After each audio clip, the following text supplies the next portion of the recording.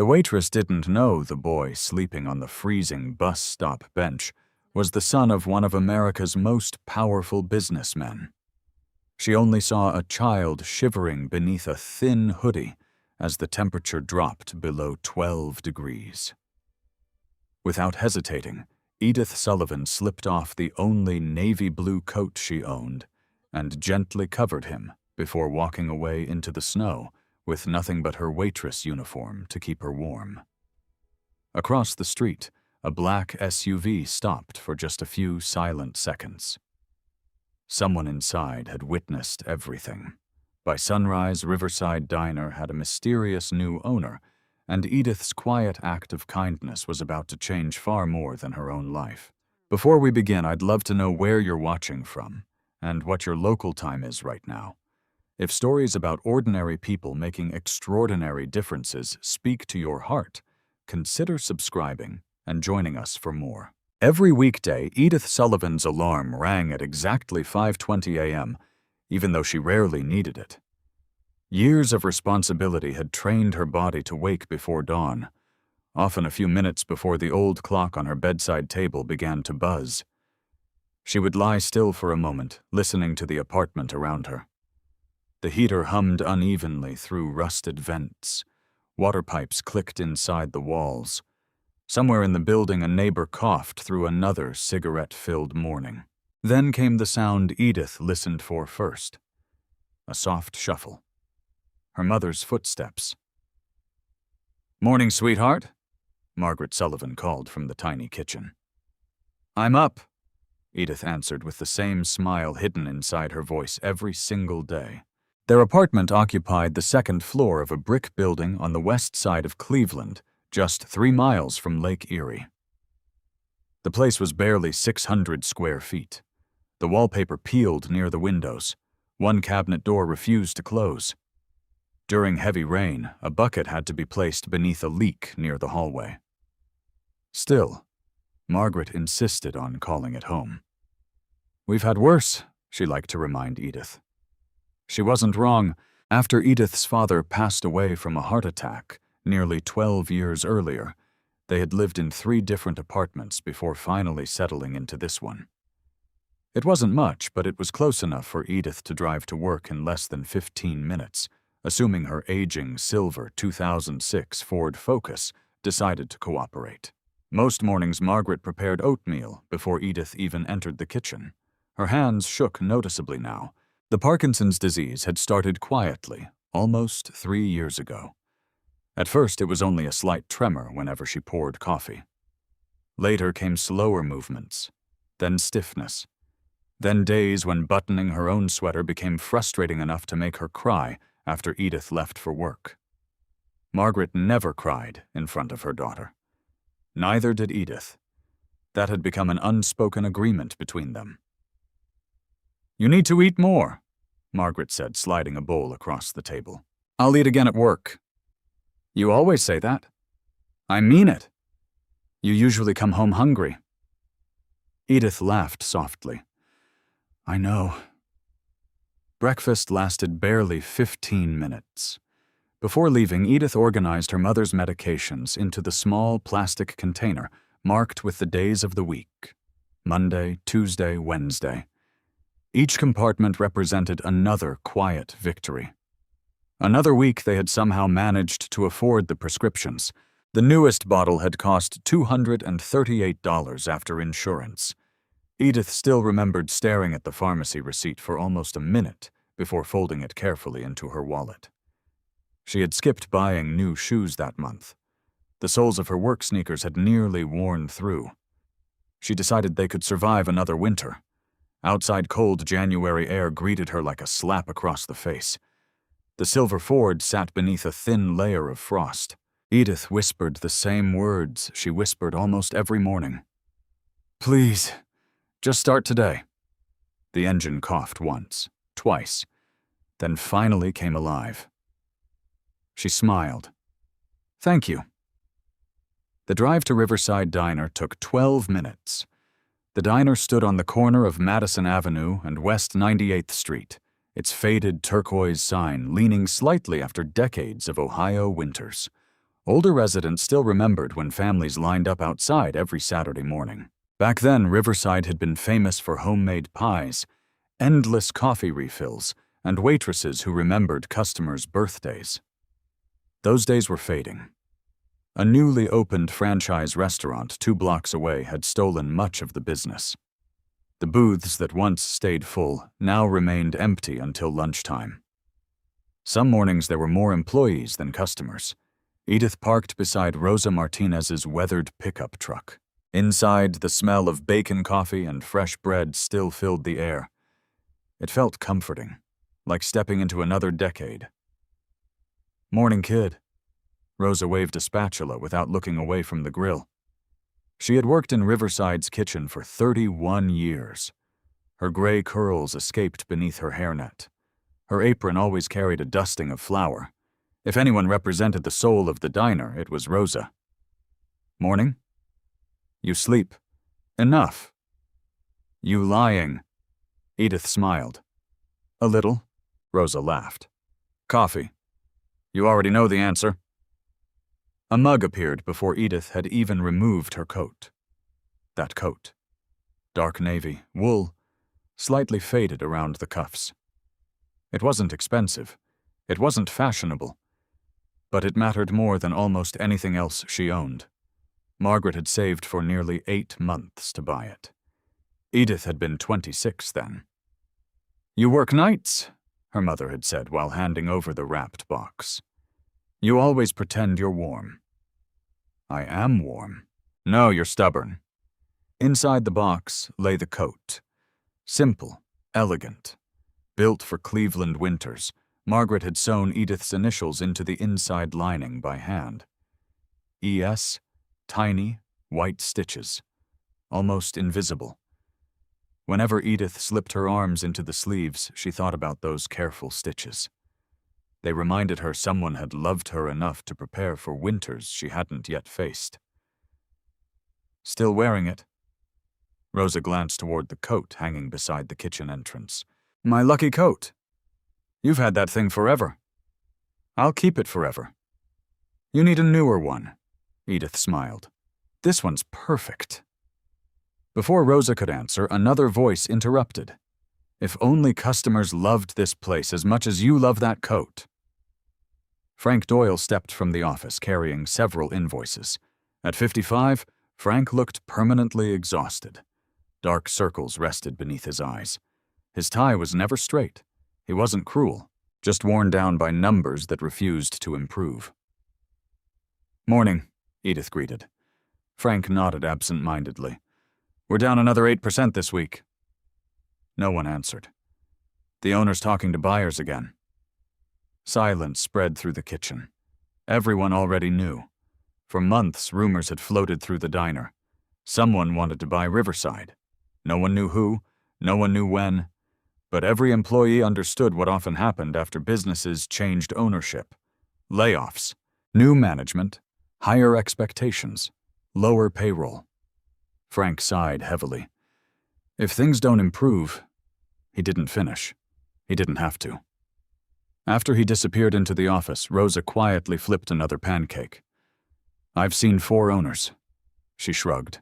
"Buildings change. People change. Good food doesn't." Edith hoped Rosa was right. By 7:30, the breakfast rush had begun. Construction workers, retired couples, school bus drivers, a nurse still wearing hospital scrubs. Edith moved effortlessly between tables. She remembered names, favorite drinks, who liked extra butter, who always requested strawberry jam instead of grape. An elderly customer reached into his wallet after breakfast. His hands trembled badly. Several dollar bills slipped onto the floor. Before he could bend over, Edith quietly collected them. "There you go, Mr. Hanley." He smiled sheepishly. "I swear these fingers get older every week." "They're still good enough to beat me at crossword puzzles," he laughed. "You remembered." "Of course." Little moments like that couldn't be measured on sales reports, but they kept people coming back. Around 10:30, business slowed. Edith stepped outside with a fresh cup of coffee during her 5-minute break. Across the street stood the small bus stop facing the frozen lake. The wind cut sharply through the neighborhood. She instinctively wrapped her navy coat tighter around herself. Her fingers brushed the stitched initials hidden inside the lining. E.S. She smiled. Almost without thinking, she whispered the words her mother had repeated throughout her childhood. Kindness is never wasted. It had become more than advice. It had become the quiet promise Edith carried into every shift, every conversation, every difficult day. She had no way of knowing that before the week was over, those simple words and that ordinary navy blue coat would become part of a story the entire city would remember for years. On the same January morning that Edith Sullivan carefully folded pharmacy receipts into her wallet and counted every dollar twice before buying groceries, 11-year-old Ethan Whitmore watched the city wake from behind the cracked window of an abandoned maintenance shed less than 4 miles away. He had not planned to spend another night outside. The first night had been an accident. The second had become pride. By the fifth, pride had turned into fear. He pulled the sleeves of an oversized gray hoodie farther over his hands and looked through the broken glass toward the empty parking lot. Snow covered everything except the narrow path left by delivery trucks before sunrise. His stomach growled. He ignored it. The backpack beside him held only 3 things now: a paperback copy of The Adventures of Tom Sawyer, a bottle of water that was almost empty, and a photograph. The edges of the photograph had begun to curl from being folded too many times. In it stood a smiling woman with chestnut hair kneeling beside a much younger Ethan outside a small diner decorated with Christmas lights. She wore a waitress apron. Her smile seemed warm enough to melt snow. Every morning since leaving home, Ethan looked at that picture before putting it away again. He never cried while looking at it. He had promised himself he wouldn't. Instead, he whispered the same words she used to tell him. Be kind even when you're hurting. Then he brushed dust from his jeans and slipped outside before anyone noticed the shed had been occupied. Downtown Cleveland had already begun filling with commuters. Coffee shops buzzed. Office workers hurried across icy sidewalks. School buses rolled through neighborhoods carrying children wrapped in colorful winter coats. Ethan lowered his head whenever adults passed. He had learned something during the past several days. People rarely looked closely. Most saw only another runaway kid. Some assumed he was homeless. Others looked away before meeting his eyes. He preferred that. It meant fewer questions. Around 8:30, a city police cruiser slowed beside the sidewalk. The officer inside rolled down his window. You okay, son? Ethan forced a polite smile. Yes, sir. You waiting for someone? My uncle. The lie came easily now. The officer studied him for another moment. You sure? Yes, sir. The officer nodded. Stay warm. I will. As soon as the cruiser disappeared, Ethan crossed the street and vanished into the morning crowd. He hated lying. His mother had taught him better, but telling the truth would send him back before he was ready. Back to the enormous house that no longer felt like home. Back to endless security guards. Back to dinner tables where conversations lasted less than 5 minutes. Back to a father who seemed to answer business calls faster than his own son's questions. At least that was how Ethan had felt. 3 days earlier, everything had exploded. You promised you'd come. I had a board meeting. You always have a meeting. Ethan. No, Dad. Richard Whitmore had arrived nearly 2 hours late to Ethan's school concert. By then, the auditorium was almost empty. Only folding chairs remained. The music teacher quietly handed Richard the program. He played beautifully. Richard had smiled. I know. But Ethan had already stopped believing promises. That night, the argument continued at home. You care about your company more than me. That's not true. Then why weren't you there? I was trying to protect everything your mother and I built. I'd rather have my dad." Those words had landed harder than Ethan realized. Richard had tried to answer, but his phone rang. A factory emergency. He picked up. That was enough. By the time the call ended, Ethan had disappeared. Now, 72 hours later, nearly everyone connected to Whitmore Foods Group had joined the search. Television stations avoided reporting the disappearance publicly at Richard's request. He feared attention would place Ethan in greater danger. Private investigators, former police detectives, security teams, volunteers. They searched bus terminals, shelters, libraries, train stations, and parks across northern Ohio. Still no sign. At precisely 9:15 that same morning, the top floor of Whitmore Foods Group headquarters looked nothing like the frantic search happening outside. Floor-to-ceiling windows overlooked downtown Cleveland. Executives waited around a polished walnut conference table. Financial reports sat untouched. Richard Whitmore entered wearing the same navy overcoat he had worn for 2 days. His beard had begun growing unevenly. His usually perfect tie hung slightly crooked. No one mentioned it. No one dared. The company's chief operating officer cleared his throat. "We can postpone today's acquisition meeting." Richard didn't sit. "I don't care about acquisitions." Silence. "The Chicago investors have already arrived. They can go home." Another executive hesitated. "The board. My son is missing." No one spoke again. Richard stared toward the snowy skyline. 3 years earlier, after Laura died from an aggressive illness, work had become the only place where grief stayed quiet. Every contract, every expansion, every new factory. Each one gave him another excuse not to return to an empty bedroom. He had convinced himself he was building a stronger future for Ethan. Only now did he wonder whether he had simply built walls between them. Calvin Brooks entered quietly. The 52-year-old driver rarely interrupted meetings. Richard turned immediately. "Anything," Calvin shook his head. "Nothing confirmed." Richard closed his eyes. "One lead. There was a possible sighting near West 98th. Richard looked up instantly. "When?" "Late last night." "Witness. A delivery driver." Richard grabbed his coat before anyone else could speak. "We're going." Within minutes, the black SUV pulled away from headquarters. Neither man noticed the untouched coffee left behind on the conference table. Meanwhile, Ethan wandered through neighborhoods until hunger finally forced him to stop outside a small grocery store. Warm air escaped each time customers entered. The smell of fresh bread drifted into the street.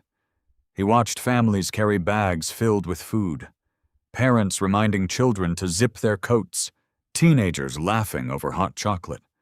A little girl reached for her father's hand. Something inside Ethan tightened.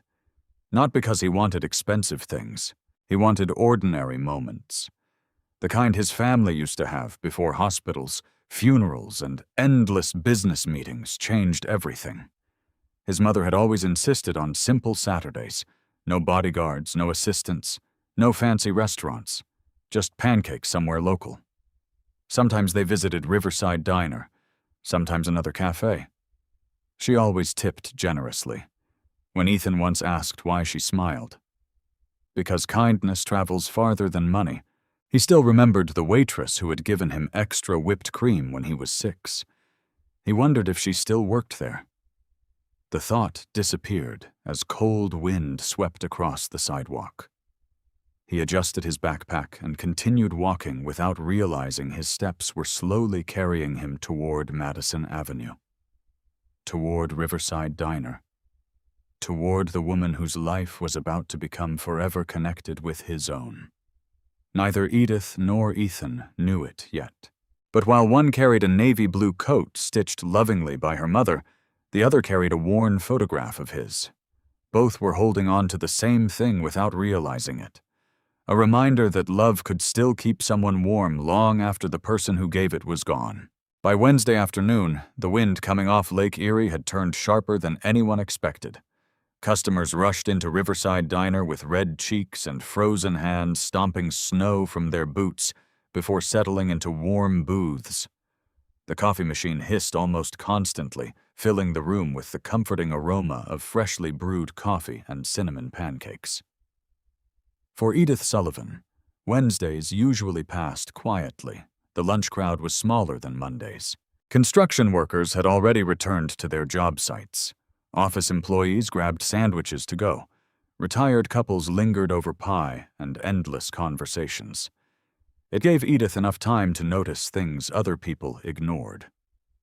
Around 1:30, while wiping down the front windows, she caught sight of the same boy she had seen twice earlier that week.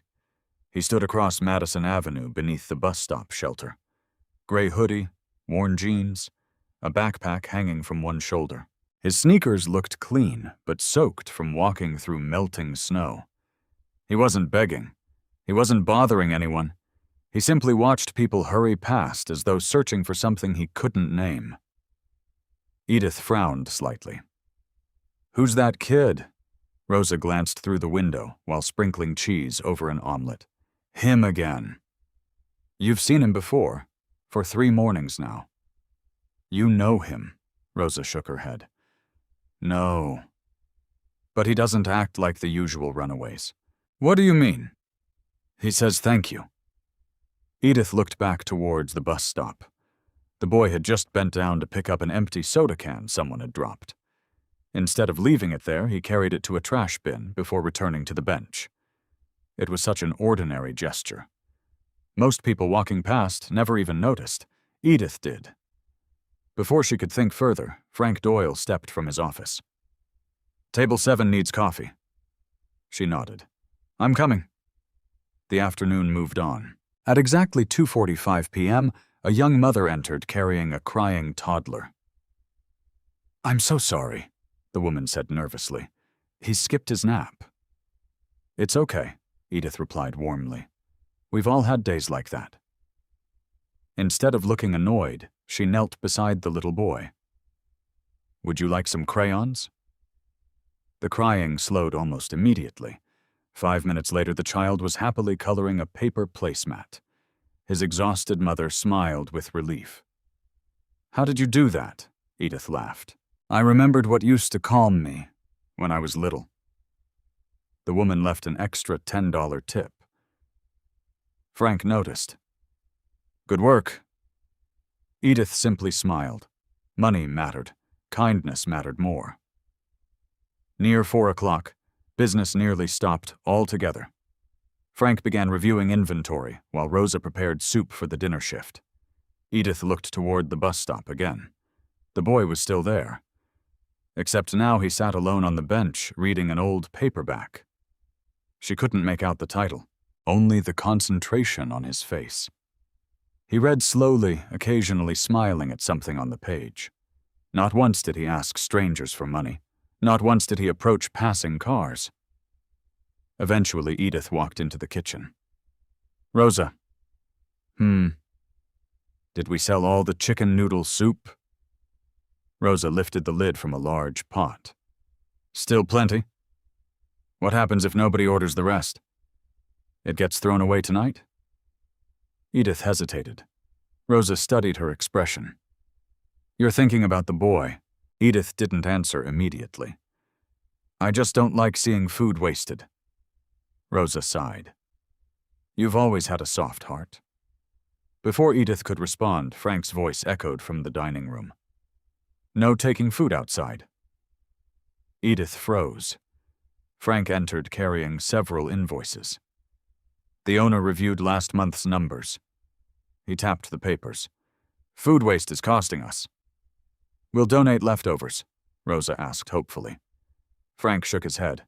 "Corporate policy says no." "Liability." Rosa muttered something under her breath in Spanish. Frank continued. "If I catch anyone giving away meals, it'll come out of payroll." He wasn't yelling. He sounded tired, like a man repeating rules he didn't enjoy enforcing. After he disappeared again, silence settled over the kitchen. Finally, Rosa looked at Edith. "You heard him." "I know. You can't afford deductions. I know. The soup simmered quietly. Steam rose toward the ceiling. Outside, snowflakes drifted across the street. Edith stared at the pot for several seconds. Then she reached into her apron pocket. She counted the cash she carried. $26. Enough for groceries after work. Barely. Without another word, she walked to the register. I'd like to buy 1 chicken noodle soup. The cashier blinked. For here? No. For takeout. You just started your shift. I know. Frank wasn't watching. Within minutes, Rosa handed over a small paper bag. You didn't have to pay. I wanted to. Your mother's medicine? Edith smiled gently. We'll figure that out. She crossed Madison Avenue. The boy looked up immediately. His first instinct was to stand, almost like he expected to be chased away. Edith stopped a respectful distance from the bench. Hi. Hi. I noticed you've been around here. The boy nodded cautiously. I'm Edith. A brief pause. Ethan. It's nice to meet you, Ethan. You too. She held out the paper bag. I bought too much lunch. The lie was obvious. Ethan recognized it instantly. Still, he accepted the bag carefully. You don't have to. I know. Another pause. Thank you. His voice was polite, soft, different from what Edith expected. You should eat while it's hot.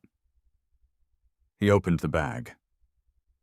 Warm steam escaped immediately. For a second, Ethan simply stared. Chicken noodle soup, exactly the kind his mother used to order whenever winter arrived. He swallowed hard. I haven't had this in a long time. Do you like it? He smiled for the first time. My mom used to say soup could fix almost anything. Edith laughed quietly. My mother says nearly the same thing. Ethan took a careful spoonful. His shoulders relaxed almost instantly. It's really good. I'm glad. She turned to leave.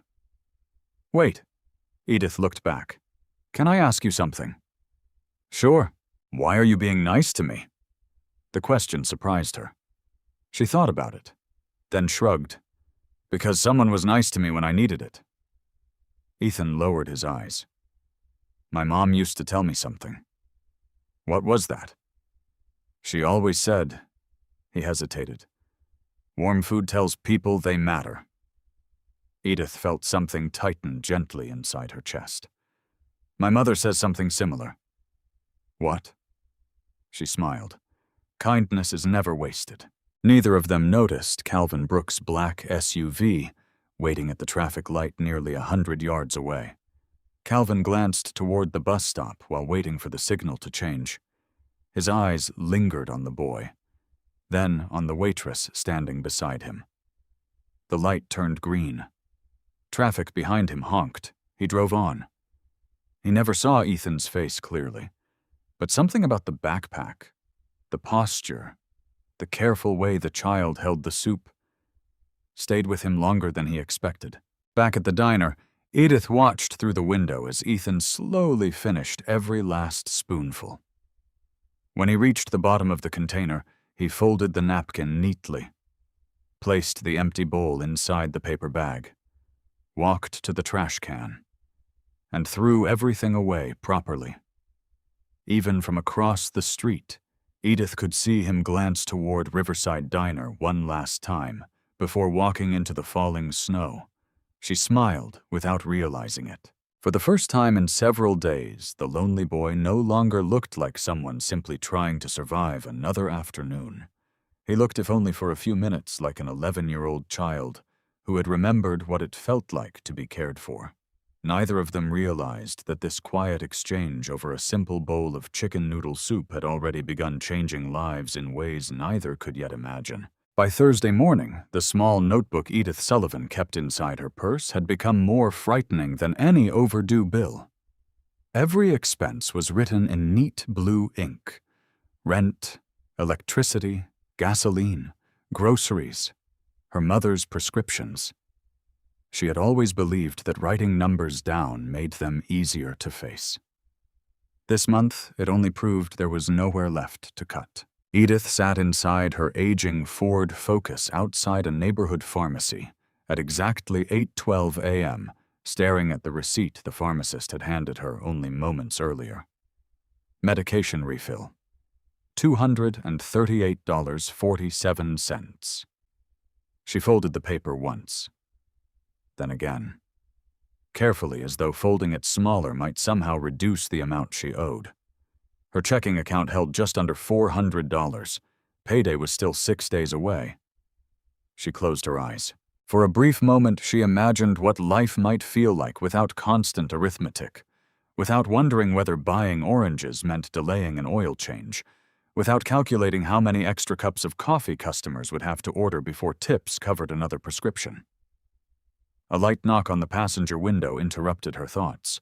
Margaret stood outside, smiling despite the obvious stiffness in her hands. "You forgot your scarf." Edith rolled down the window. "You walked all the way out here. I wasn't going to let my daughter freeze." Edith accepted the knitted scarf. "You should have stayed inside." "I raised you," Margaret grinned. "I know how stubborn you are." Edith laughed softly. "So do I." Margaret glanced toward the folded pharmacy receipt lying on the dashboard. "Did the price go up again?" Edith hesitated. "A little." "How much?" "It'll be okay." Margaret reached across the window and gently squeezed her daughter's hand. "Don't protect me from numbers." Edith looked away. It was $238. Margaret said nothing for several seconds. Finally, she smiled. "We'll manage." Those 2 words had carried them through more years than Edith could count. "We'll manage." Sometimes they meant eating oatmeal for dinner. Sometimes they meant postponing buying winter boots. Sometimes they meant pretending not to notice the washing machine making frightening noises. Yet somehow they always managed. Edith leaned over and kissed her mother's forehead. "I have to get to work." Margaret nodded. "And remember." "I know." "What?" Edith smiled before answering. "Kindness is never wasted." Margaret pointed playfully. "Good." She watched the old Ford disappear down the street until it turned the corner. Only then did her smile fade. Inside her coat pocket rested an unopened letter from her neurologist recommending a new treatment. She had no intention of showing it to Edith. Not yet. Not when every dollar already carried too much weight. At Riverside Diner, the mood felt unusually tense. Frank Doyle stood behind the counter, speaking quietly with the owner over the phone. His shoulders remained rigid throughout the conversation. When he finally hung up, he rubbed both temples before gathering the staff. "We need to talk." The kitchen became silent. Even the sizzling bacon seemed quieter. Frank cleared his throat. "The owner's reviewing another purchase offer." No one reacted. They had heard similar rumors before. "This time," he stopped briefly. "It sounds serious." Rosa Martinez slowly lowered the spatula she had been holding. "How serious?" "They've requested 5 years of financial records." No one smiled. Everyone understood what that usually meant. Edith exchanged a quick glance with Rosa. The older woman tried to remain calm. "Does that mean we're closing?" "I don't know." "When will we know?" "Maybe next week." Frank looked older than he had yesterday. "If new owners come in," he sighed, "they'll decide who stays." One of the younger waitresses immediately asked the question everyone feared. "Are they going to replace us?" Frank answered honestly. "I don't know." After the meeting ended, conversations became quieter. Coffee cups still needed refilling. Orders still needed taking. But uncertainty had settled over every table like another layer of winter. Around noon, business unexpectedly slowed. Edith carried fresh coffee to Mr. Hanley, the retired mechanic who visited almost every day. "You seem worried." He noticed immediately. "Do I?" "You forgot to bring me cream."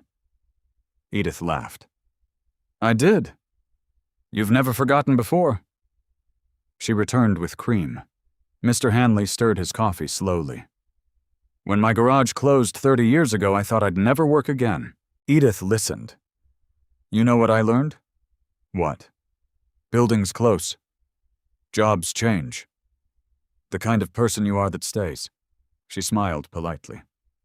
Thank you. I mean it. He reached into his wallet and left a $20 tip for an $8 lunch. Edith hurried after him. Sir, you gave me too much? Mr. Hanley simply waved. No. I gave it to the right person. She watched him leave without another word. Sometimes kindness arrived exactly when someone needed it most. By mid-afternoon, Frank posted a printed notice near the employee entrance. New cost control policy. The list contained nearly 20 new rules. Shorter breaks, reduced overtime, no complimentary meals, no employee discounts during shifts, no food may leave the building without purchase authorization. The final sentence caught Edith's attention. Employees are strictly prohibited from providing food or beverages to individuals loitering outside the premises. Frank noticed her reading. I didn't write it. I know. They're watching expenses. She nodded. I understand. I don't want anyone getting written up. I won't cause trouble. Frank looked relieved. I know you won't. Yet even as he walked away, Edith couldn't stop thinking about Ethan. She hadn't seen him since yesterday afternoon. The image of him smiling over a simple bowl of soup kept returning. She wondered whether he had found somewhere warm to sleep, whether he had anyone looking for him, whether someone knew he was safe. At 4:10 p.m., Rosa quietly approached while pretending to organize clean plates. You thinking about the boy? Edith nodded. I haven't seen him. I saw him. When? This morning. Where? Near the public library. Was he okay? He looked tired. Rosa lowered her voice. I almost brought him a sandwich. What stopped you? She glanced toward Frank's office. The sign. Edith understood. Everyone inside Riverside needed their jobs. No one wanted to risk losing them. Still, doing nothing felt wrong. That evening, the dinner rush began earlier than expected. Families escaped the cold. Teenagers filled booths after basketball practice. Truck drivers ordered meatloaf before continuing west. Hours passed quickly. Just before 8 o'clock, Edith stepped outside to carry a trash bag toward the dumpster behind the diner. Snow had started falling again. She noticed fresh footprints leading toward the bus stop. Small footprints, a child's. She looked across the street. There sat Ethan, curled against the bench, reading the same worn paperback beneath the weak yellow light of the shelter. He wasn't eating. He wasn't asking for help. He simply hugged his backpack tightly against the cold. Edith instinctively reached into her coat pocket. She found $5, enough to buy him another bowl of soup, enough to violate the new policy if anyone saw. Behind her, the kitchen door opened. Frank stepped outside, carrying another trash bag. He followed her gaze. The same kid? Yes. Frank remained silent. Finally, he spoke quietly. Edith, I know. I mean it. I know. If corporate hears we're giving food away, we could lose our jobs. Frank nodded. I hate saying that. I know you do. He looked across the street one more time. For a split second, regret flashed across his face. Then he returned inside. Edith stood alone beneath the falling snow. Across the road, Ethan lowered his head against another icy gust. Inside the diner, pots of homemade soup simmered on the stove. Outside, an 11-year-old boy shivered only yards away. The distance between them was less than the width of one street. Yet it suddenly felt much farther than that. Edith wrapped her navy blue coat tighter around herself, unaware that before another day had passed, she would be forced to choose between protecting the life she had struggled to build and following the quiet voice her mother had planted inside her heart years ago. Friday arrived beneath a sky the color of steel. Before sunrise, weather reports interrupted local radio stations every 15 minutes. A powerful lake-effect snowstorm was moving toward Cleveland. Residents were advised to avoid unnecessary travel after dark. Temperatures were expected to fall below 10 degrees Fahrenheit. Wind gusts could reach nearly 40 miles per hour. Edith Sullivan listened to the warnings while driving to Riverside Diner, with both hands gripping the steering wheel. Snow already danced across the windshield in thin white ribbons. She whispered to the old Ford Focus the same encouragement she always did. Just one more day. The car answered with its familiar rattle, but kept moving. Inside the diner, the mood matched the weather. Customers entered wrapped in thick coats and knitted hats, grateful for warmth coffee and somewhere to wait out the storm. Rosa Martinez had doubled the amount of soup she prepared. "We're going to need it," she said. Frank Doyle checked weather updates every half hour. "If this gets worse, we'll close early." No one argued. Around lunchtime, the windows had nearly disappeared behind blowing snow. The parking lot emptied. Even the busiest roads outside looked strangely quiet. By 3 o'clock, Frank gathered everyone together. "We're shutting down." "So early?" asked one waitress. "The roads are getting dangerous." He looked around the room. "I want everyone home before dark." The staff quickly cleaned tables, counted cash drawers, and stored leftover food. As Edith untied her apron, Rosa handed her a paper cup filled with hot coffee. "For the drive." "Thanks." "And drive slowly." "I will." Frank locked the front entrance while employees hurried toward their cars. The wind struck like a wall. Snow whipped sideways across Madison Avenue, making it difficult to see more than 50 feet ahead. Edith climbed into her car, started the engine, then stopped. Across the street, the bus stop. Empty. She looked again. No Ethan. A small wave of relief passed through her. Maybe he'd found a shelter. Maybe someone had taken him in before the storm. She pulled away from the parking lot. Half a mile later, traffic nearly stopped. Snowplows crawled through the intersection. Visibility dropped to almost nothing. Edith turned onto a side street, hoping to avoid congestion. That was when she saw him, curled beneath the overhang of a closed laundromat. His backpack pressed tightly against his chest. The gray hoodie was dusted white with snow. He wasn't moving. Edith's heart lurched. She immediately pulled her car to the curb. The wind nearly tore the door from her hand as she climbed out. "Ethan!" No response. She hurried through knee-high snow. "Ethan?" This time the boy slowly opened his eyes. For a moment he looked confused. Then he recognized her. "Miss Edith." His voice barely carried above the wind. "What are you doing out here?" "I was..." He struggled to speak. "Waiting until the buses started again." "They've stopped running." "I know." His lips had begun turning pale. His hands shook violently. Edith knelt beside him. "How long have you been here?" "I don't know." "Hours." He nodded weakly. She touched his sleeve. The fabric felt stiff with cold. His fingers were almost numb. Panic flickered through her. "You need to get somewhere warm." "I'm okay." "No. You aren't." He tried to stand, but nearly collapsed. Edith caught him before he fell. The boy was frighteningly light, much lighter than an 11-year-old should have been. "Easy." "Man, I'm sorry." "You have nothing to apologize for." She helped him sit on the passenger seat of her car. Warm air slowly began flowing from the heater. Even so, Ethan continued shivering uncontrollably. Edith searched the back seat. Nothing. No blankets, no spare jackets, only grocery bags.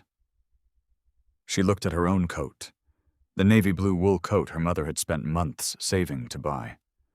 The one with tiny white initials sewn inside the lining. The warmest thing she owned. She hesitated, only for a heartbeat. Then she slipped it off. "No." Ethan noticed immediately. You'll be cold. I'm an adult. So, I'll be fine. You'll freeze. She smiled gently. I've walked through Ohio winters before. She wrapped the navy coat around his shoulders. It hung far too large on his small frame. The collar nearly reached his ears. Almost instantly, he pulled it tighter around himself. Warmth slowly returned to his cheeks. He closed his eyes. It smells like cinnamon. Edith laughed softly. Probably from work. And coffee. Definitely coffee. He smiled faintly. It reminds me of... He stopped. Of what, my mom. The words lingered between them. Edith didn't ask questions. Instead, she adjusted the coat more securely around him. You keep it on. What about you? I have the heater. You have to go outside. I'll survive. A long silence followed. Snow continued pounding the windshield. Finally, Ethan spoke again. Why do you keep helping me? Edith looked through the windshield before answering. My mother always says kindness is never wasted. He repeated the sentence quietly. Kindness is never wasted. It sounds nice. It helped me through some difficult years. He nodded thoughtfully. I think my mom would have liked your mom. I think so too. The heater finally warmed the inside of the car. Edith reached for her phone. No signal. The storm had overwhelmed nearby towers. She tried again. Still nothing. Road conditions had worsened dramatically. Driving anywhere now felt risky. I know a warming center, she said, if we can reach it. Ethan looked out the window. You should take your coat back. No. You'll need it. I'll manage. You always say things like they're simple. She smiled. Sometimes believing something helps make it true. Eventually, traffic began moving again.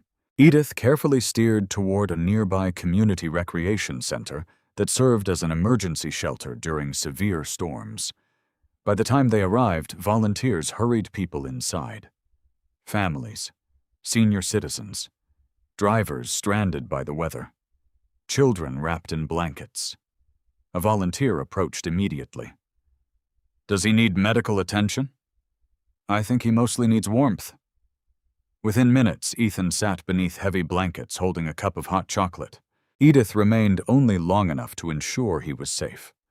A volunteer promised someone would stay with him. You don't have to leave, Ethan said quietly. My mother is waiting. Oh. I'll come back tomorrow if the roads are open. He looked down at the navy coat still wrapped around him. I'll give this back. She smiled. You can return it later. You trust me? I do. He stared at her for several seconds. I won't lose it. I know. As Edith turned toward the exit, the volunteer called after her. Ma'am, you forgot your coat. She looked back at Ethan.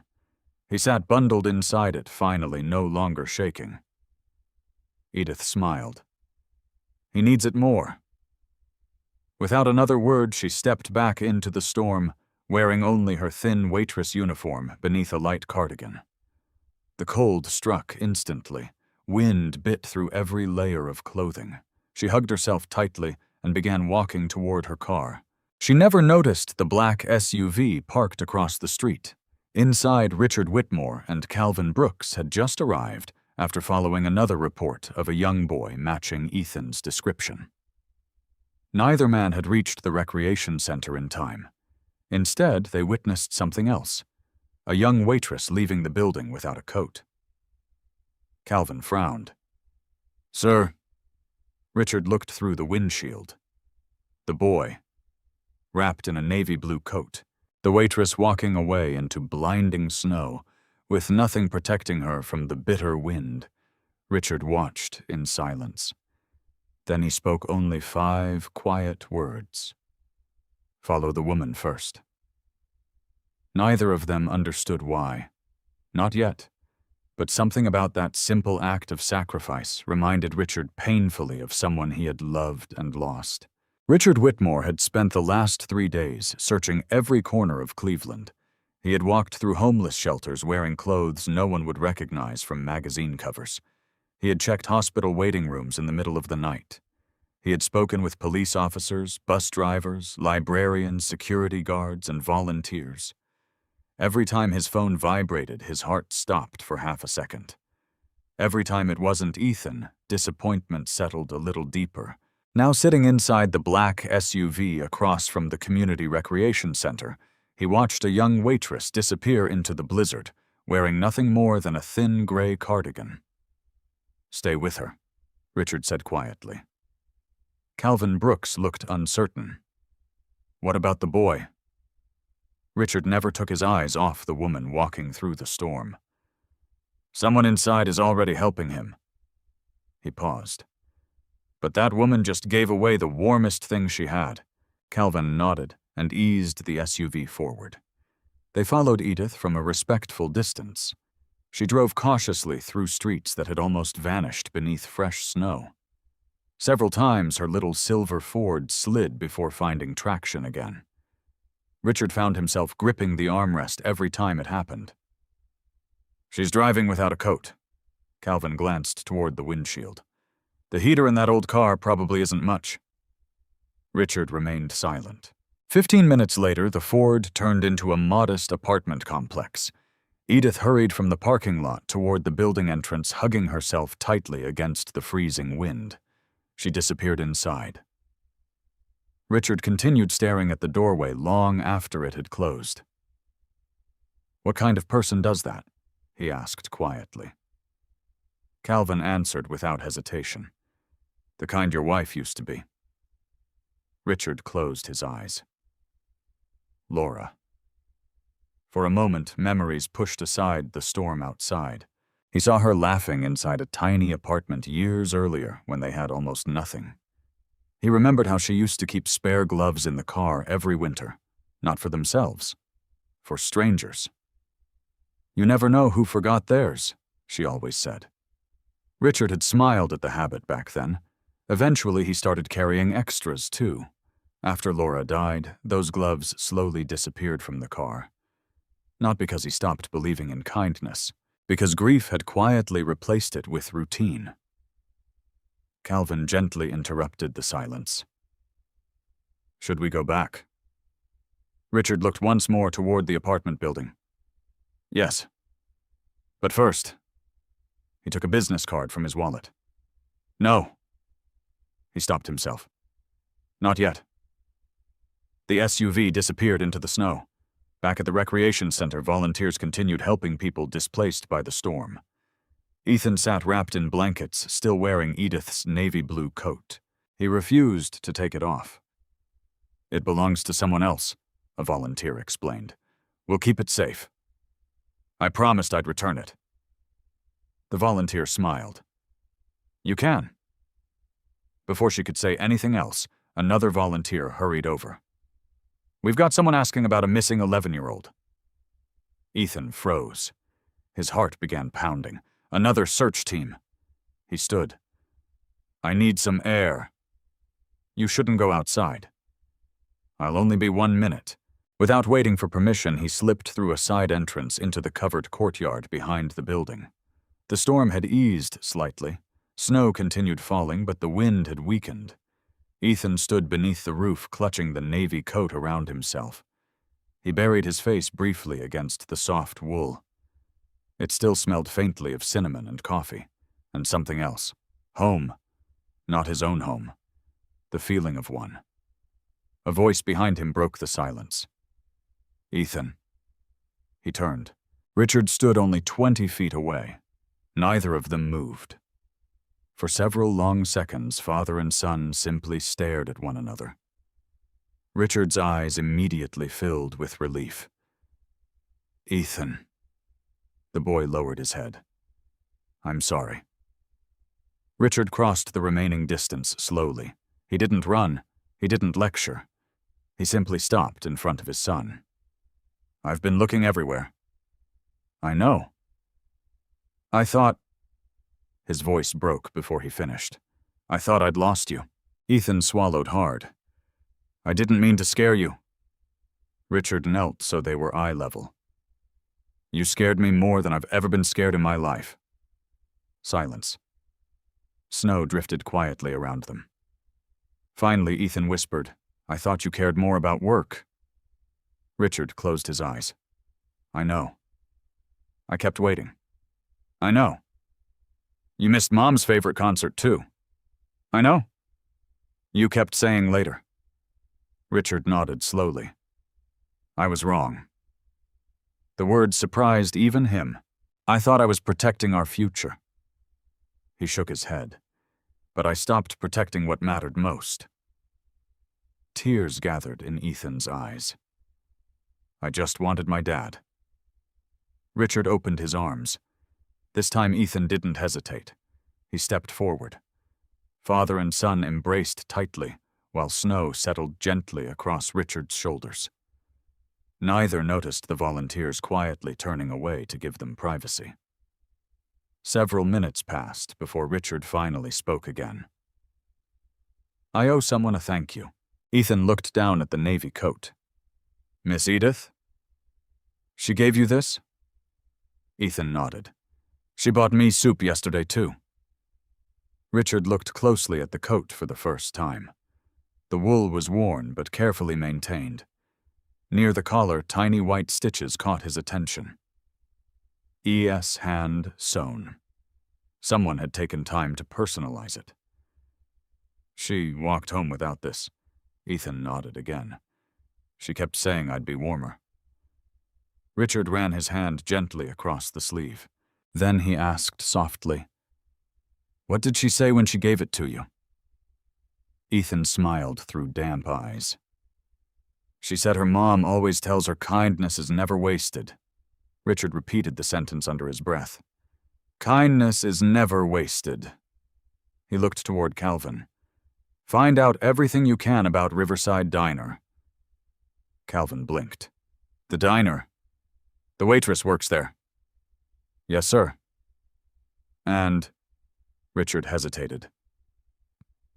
Don't return the coat yet. Ethan looked surprised. But I promised. You will. Richard smiled gently. After it's been properly cleaned.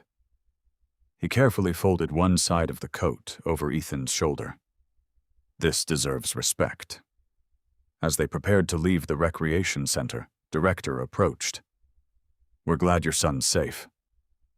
So am I. Richard shook the man's hand. One of your volunteers mentioned the waitress. She refused any recognition. She only wanted the boy warm. Richard nodded quietly. That sentence lingered in his thoughts throughout the drive home. Not recognition, not attention, simply warmth. Back inside the SUV, Ethan leaned against the window, watching snow-covered neighborhoods pass by. I want to see her again. You will. I need to thank her. You absolutely do. Richard looked out at the passing streets. He thought about the nearly empty diner Calvin had mentioned earlier during the search. An old neighborhood restaurant struggling to survive. A waitress earning modest tips while caring for an ill mother. A woman who purchased soup for a stranger despite having almost nothing herself. A woman who surrendered the warmest coat she owned without asking a single question. Richard remembered another woman very much like her. Laura. Years earlier, Laura had worked as a waitress herself before Richard's first business succeeded. She often said restaurants revealed people's hearts faster than boardrooms ever could. Now looking at the navy coat folded carefully around Ethan, Richard realized she had been right. He quietly turned toward Calvin. Call legal. Tonight?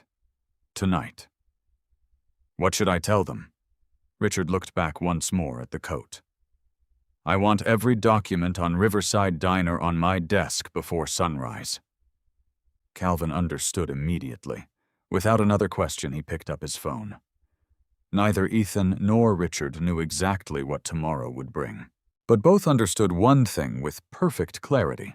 A simple act of kindness, offered with no expectation of reward, had already begun changing the course of many lives.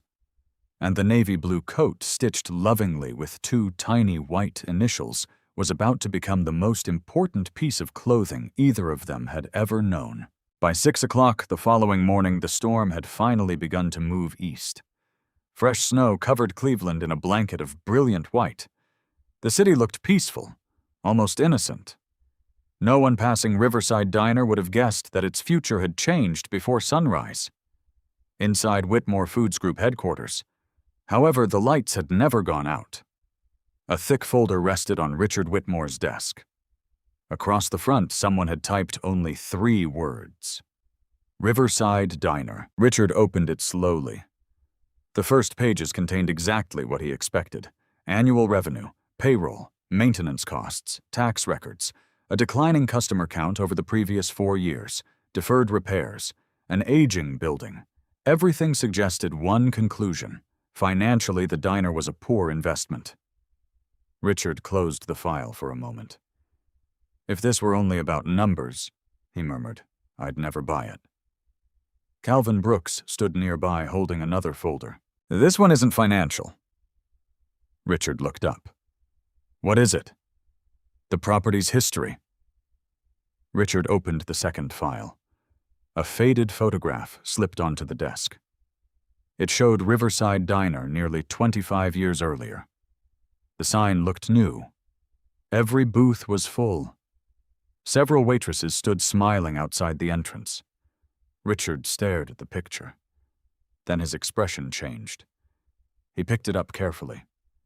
Near the center stood a young woman wearing a blue apron, chestnut hair, bright smile. The same smile he had fallen in love with decades ago. Laura, his late wife. He looked closer. The photograph had been taken years before they met. She worked there, he whispered. Calvin nodded. For almost 3 years while attending community college.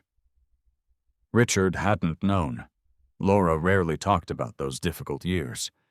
She preferred discussing the people who had helped her rather than the hardships she endured.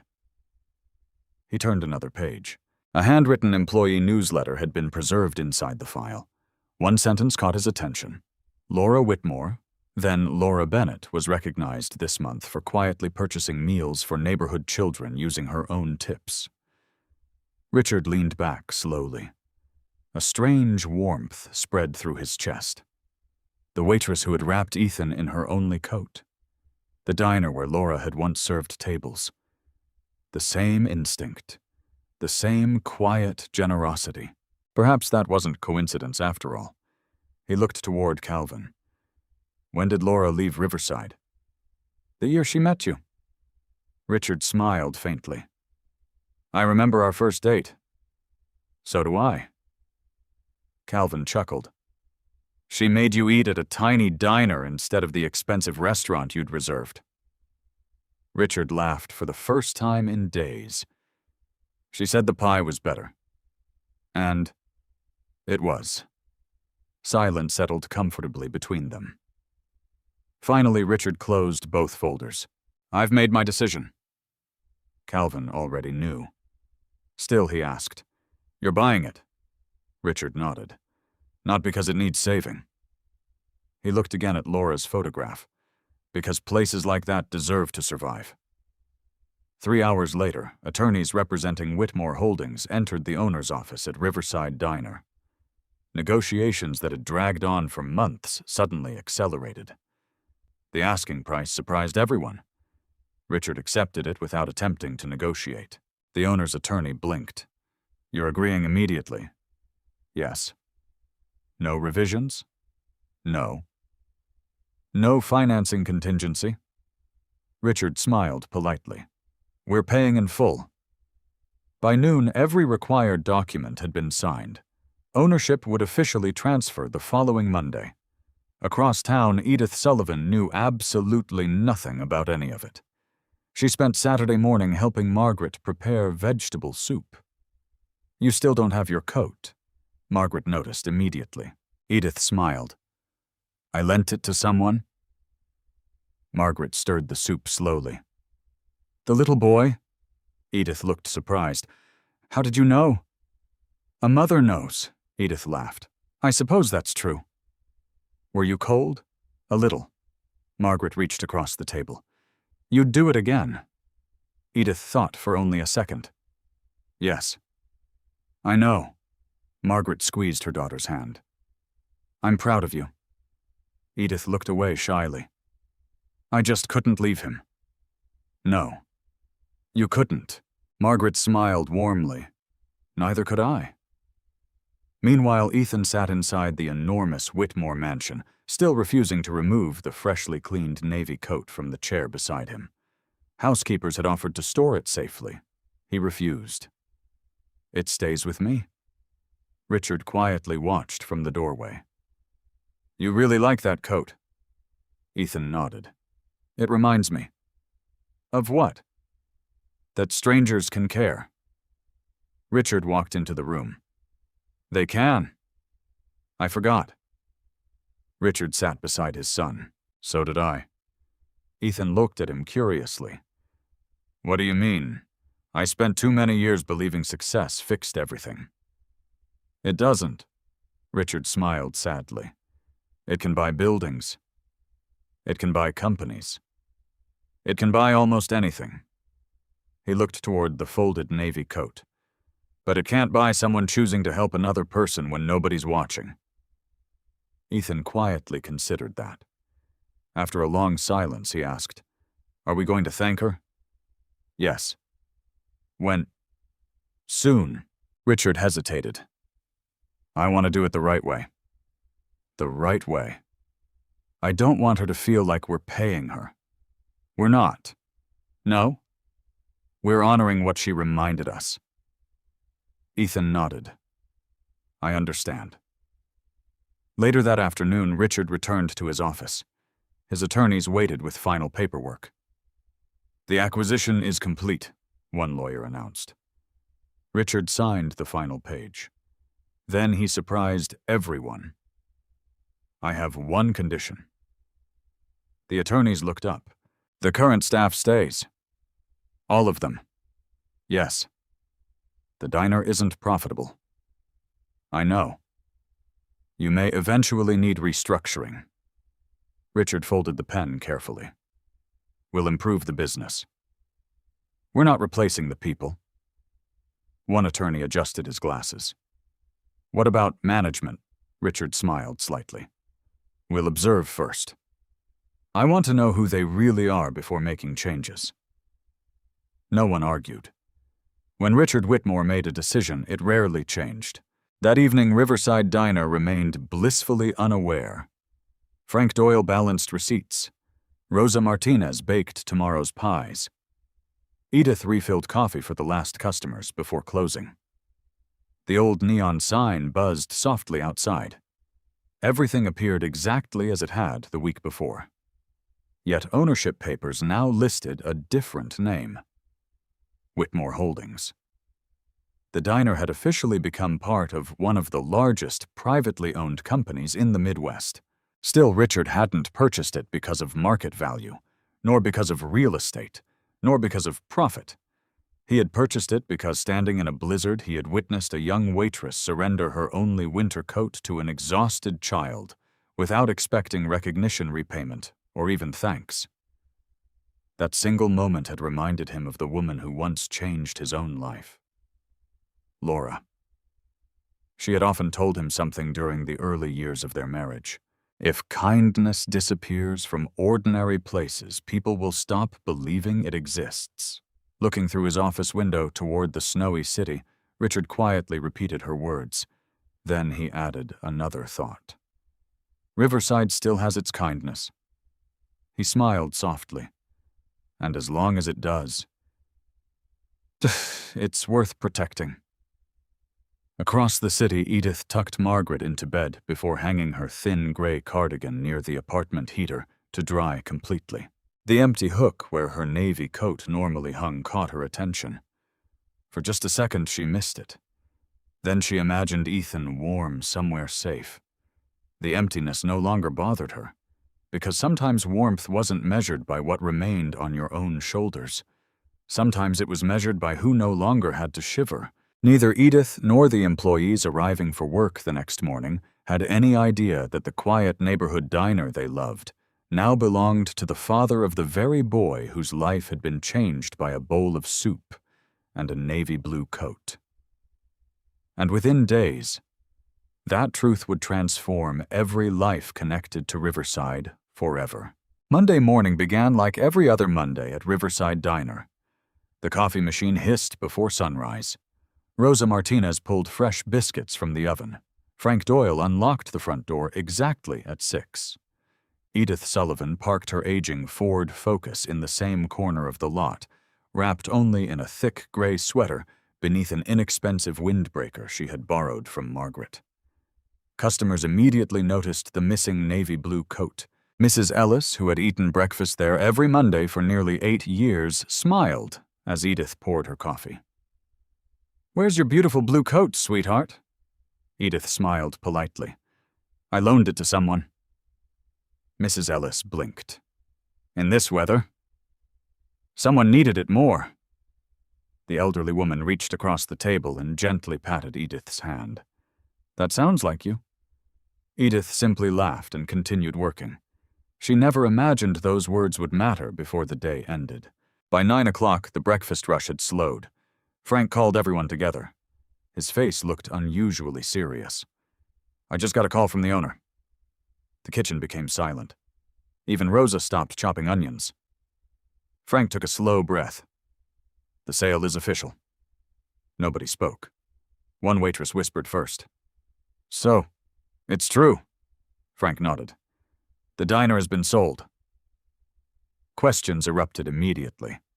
"When do they take over? Are we closing? Will they fire everyone? Who bought it?" Frank raised both hands. "I don't have many answers. What I do know is this. The new ownership officially starts today." A heavy silence settled over the room. Rosa leaned against the counter. "I've worked here 22 years. One of the younger servers swallowed nervously. "I just signed a lease." Another cook quietly muttered, "I've got 2 kids." Fear spread faster than conversation. Edith remained quiet. She looked around the kitchen at the people she had worked beside for years. Frank, who always stayed late to help wash dishes when someone called in sick. Rosa, who secretly packed leftovers for struggling neighbors whenever policy allowed. The dishwasher Marcus, who worked 2 jobs to put his daughter through nursing school. This wasn't simply a restaurant. It was a family stitched together by ordinary people trying to survive. Frank looked at everyone apologetically. "They're sending a representative this afternoon." "Did they say who?" "No." "Did they say what happens to us?" "No." He sighed. "I wish I knew more." The rest of the morning felt strangely different. Every customer who entered seemed like a reminder that change was coming. Even familiar sounds carried tension. Coffee cups clinking, order tickets printing, the bell from the kitchen.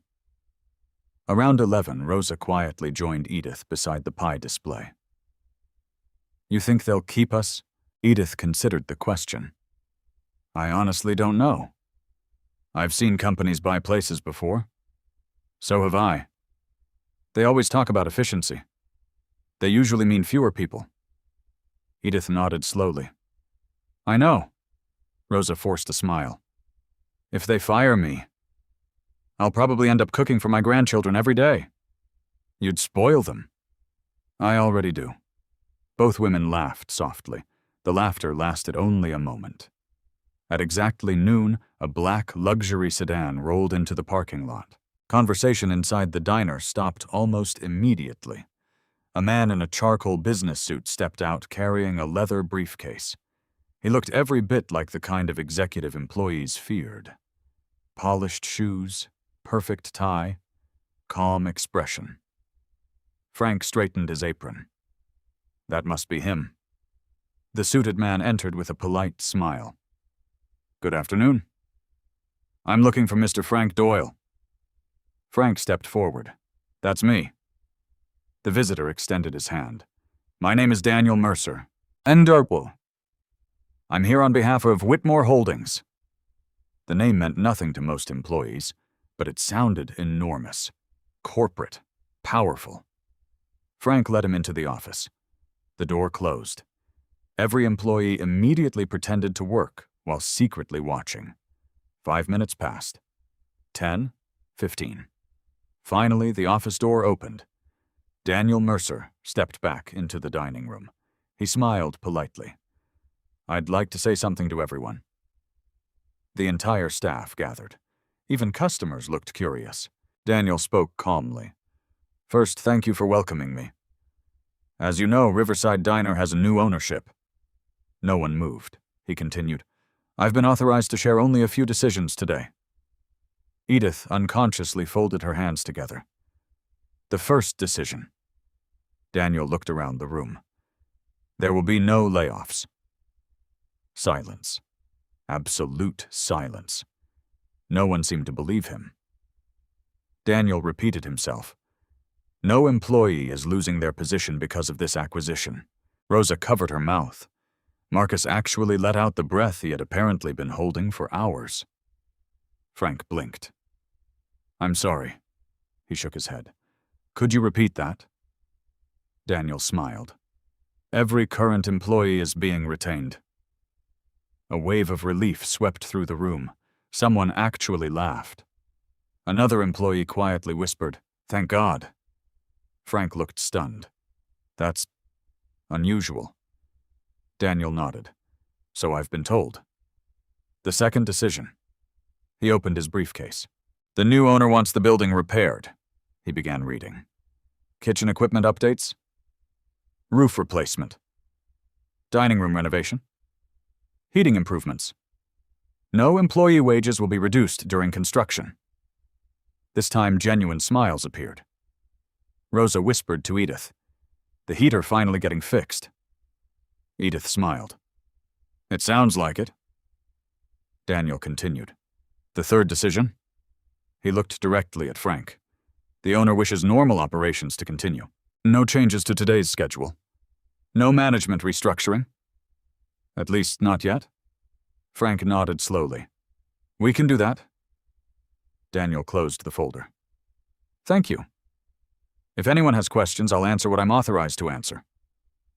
Immediately, hands went up. "When will renovations start?" "Next month." "Will uniforms change?" "Not immediately." "Who's the new owner?" Daniel smiled professionally. "I'm not authorized to discuss that today." The answer disappointed everyone. After another 20 minutes, Daniel left. The moment the sedan disappeared, conversation exploded. "I can't believe nobody got fired." "Did you hear about new equipment?" "I've wanted a working oven for years." "I wonder who owns the place." Frank looked more relaxed than Edith had seen in weeks. "I guess miracles happen." Rosa laughed. "Maybe somebody upstairs likes diners." Business resumed, yet something subtle had changed. Hope had returned. Late that afternoon, Edith carried coffee to Mrs. Ellis again. The elderly woman smiled knowingly. "You look lighter." "We got good news." "I heard." "The cashier already told me." Mrs. Ellis stirred cream into her coffee. "Sometimes life surprises us." Edith nodded. "I guess it does." "You know," Mrs. Ellis tilted her head thoughtfully, "you gave away your coat. And today you kept your job." Edith smiled. "I don't think the two are connected." Mrs. Ellis simply winked. "You never know." Across town, Richard Whitmore stood in his office overlooking the city. Calvin entered quietly. "They've received the announcement." "How did they react?" "No layoffs." "They were relieved." Richard nodded. "Good." Calvin hesitated. "There's something else." "What?" "The waitress." Richard looked up immediately. "Edith." "She still doesn't know who owns the diner." Richard smiled faintly. "I'd like to keep it that way." "For now." Calvin understood. "What? You want to see who she really is?" Richard looked toward the cleaned navy blue coat hanging carefully on a wooden valet stand. "I already know who she is." He smiled softly. "I just want everyone else to see it too." Meanwhile, inside Riverside Diner, Edith finished wiping the final table before closing. She paused for a moment beside the front window. Outside, evening lights reflected across fresh snow. For the first time in several days, she felt herself breathe a little easier. The diner would survive. Her friends would keep their jobs. She would still have enough hours to help pay for Margaret's medicine. It wasn't everything, but it was enough.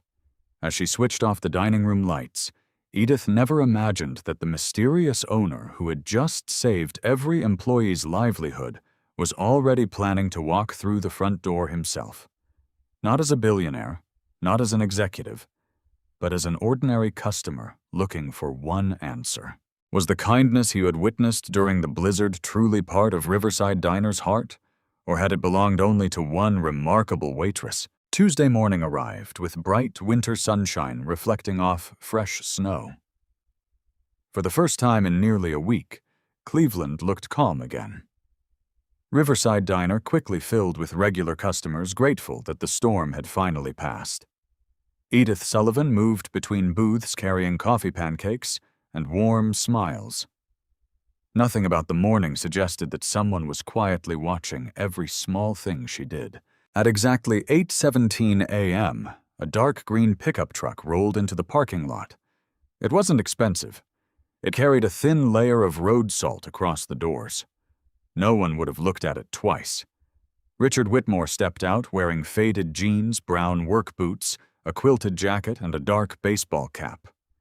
Without the tailored suits and polished shoes, he looked like any contractor stopping for breakfast before work. Calvin Brooks remained behind the wheel. "You sure you don't want me inside?" Richard shook his head. "No. I need people to act naturally." Calvin smiled. "They won't recognize you." "I hope not." Richard entered the diner alone. The little bell above the door chimed. Edith looked up automatically. "Good morning." "Table for one." Richard returned a polite smile. "If you have one." "Right this way." She led him to a booth near the front window. As she placed a menu on the table, Richard noticed immediately that she still wasn't wearing her navy blue coat. Only the inexpensive gray windbreaker hung beside the employee station. She had truly never expected it back. "What can I get you to drink?" she asked. "Black coffee." "Coming right up." Richard watched her disappear toward the coffee station. There was no sign that she recognized him. Why would she? The night of the blizzard, snow, darkness, and distance had hidden nearly everything. He wasn't there to test her. He simply wanted to understand the person who had changed his son without knowing who he was. Edith returned, carrying a steaming mug. "Here you go." "Thank you." She waited politely. "Ready to order?" "What do you recommend?" Without hesitation, she answered, "Rosa's vegetable omelet." "Our biscuits. And if you like pie, don't leave without trying the apple." Richard smiled. "You sound very confident." "I've eaten here enough." "You work here." "I know." She laughed. "But I still buy pie." He couldn't help smiling back. "I'll trust your recommendation." As Edith walked away, Richard quietly observed the dining room. An elderly customer struggled to reach the sugar dispenser. Before he even asked, Edith noticed and brought it over. A young father apologized because his toddler had spilled orange juice. She knelt, reassured him it was no problem, and cleaned it up before he could become embarrassed. A construction worker searched his pockets awkwardly after realizing he had forgotten his reading glasses. Edith walked over and patiently read the lunch specials aloud. None of these moments lasted more than a minute. Most customers barely noticed them. Richard noticed every single one.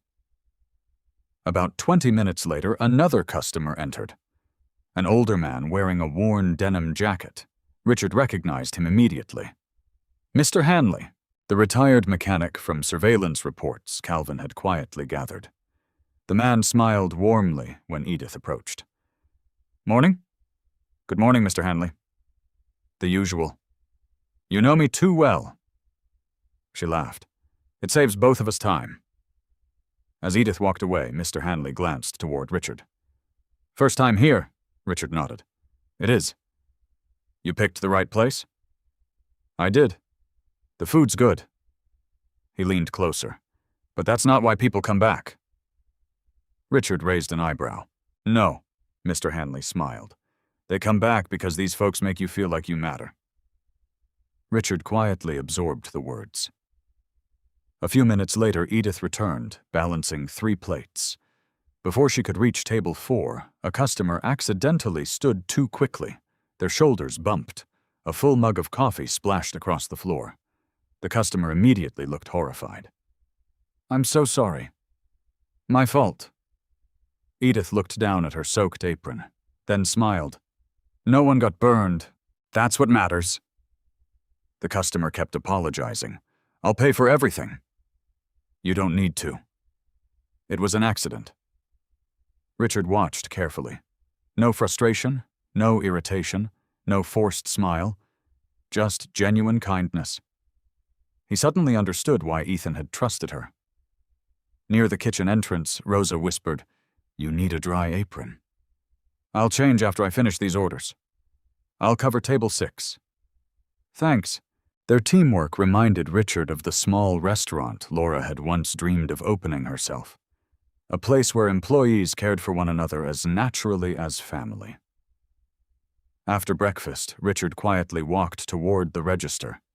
Edith totaled the bill. That'll be $18.62. He handed over a $50 bill. She returned the correct change immediately, without counting it, without hesitation. He intentionally left another $20 bill on the counter. Edith picked it up.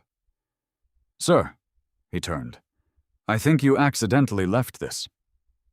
No. It's for you. She smiled gratefully. Thank you. But this is too much. He studied her expression. She genuinely meant it. It's yours. She hesitated. Then thank you. I appreciate it. Richard nodded politely. Before leaving, he asked one final question. Can I ask you something? Of course. Why do you stay here? She looked around the old diner, the faded booths, the aging coffee machine, the cracked floor tiles. Then she smiled. Because people need places where someone remembers their name. Richard said nothing. She continued softly. My mom says loneliness disappears faster over a warm meal than almost anything else. He recognized the sentiment immediately. It sounded remarkably similar to Laura. As Richard stepped outside, he paused beside the window. Inside, Edith had already forgotten about him. She was laughing with Rosa while helping an elderly woman button her winter coat before she left. Nothing about her kindness changed because she thought no one important was watching. Because to her, no one was unimportant. Back inside the pickup truck, Calvin looked over. Well, Richard sat quietly for several moments before answering. Everything Ethan said was true. And more. Calvin started the engine.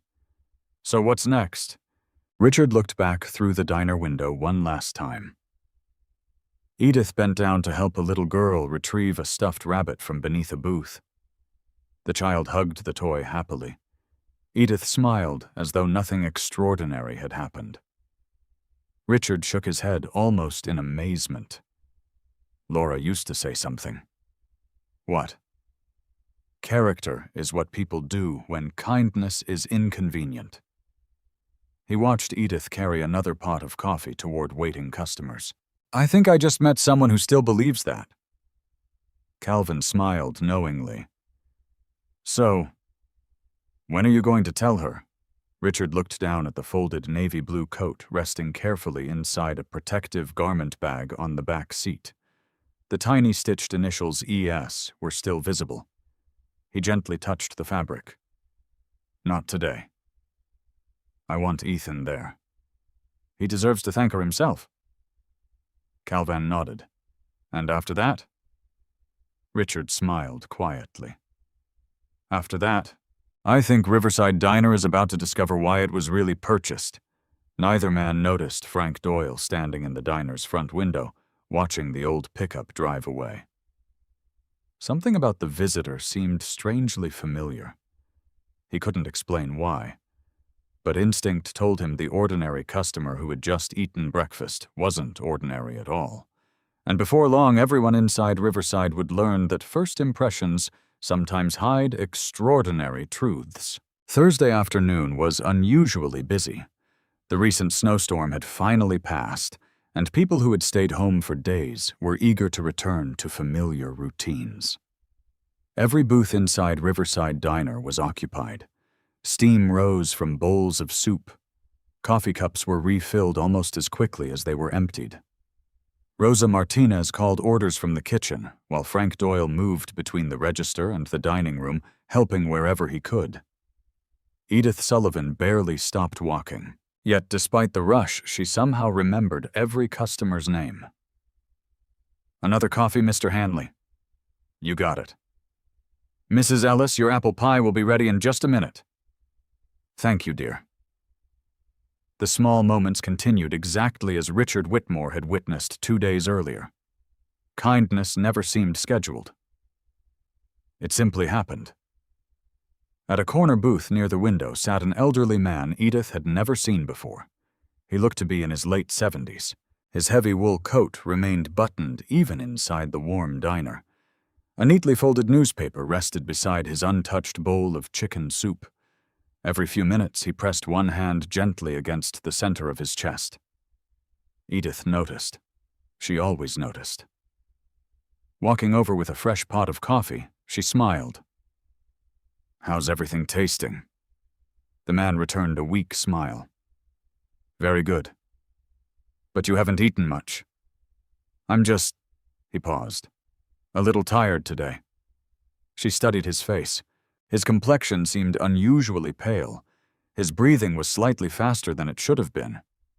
"You don't happen to have someone with you?" He shook his head. "My wife passed away." "I'm sorry." "It was 3 years ago." "I still come to diners because—" He looked around quietly. "They're less lonely than eating at home." Edith understood. "I'll bring you some fresh tea instead of coffee." "You don't have to." "I'd like to." He smiled gratefully. As she walked toward the kitchen, Rosa looked up. "Everything okay?" "I think table 12 isn't feeling well." "You want me to call Frank?" "Not yet. I'll keep an eye on him." 10 minutes later, the lunch crowd reached its peak. Orders filled every counter. The front door never stopped opening. Then it happened. A ceramic spoon struck the floor.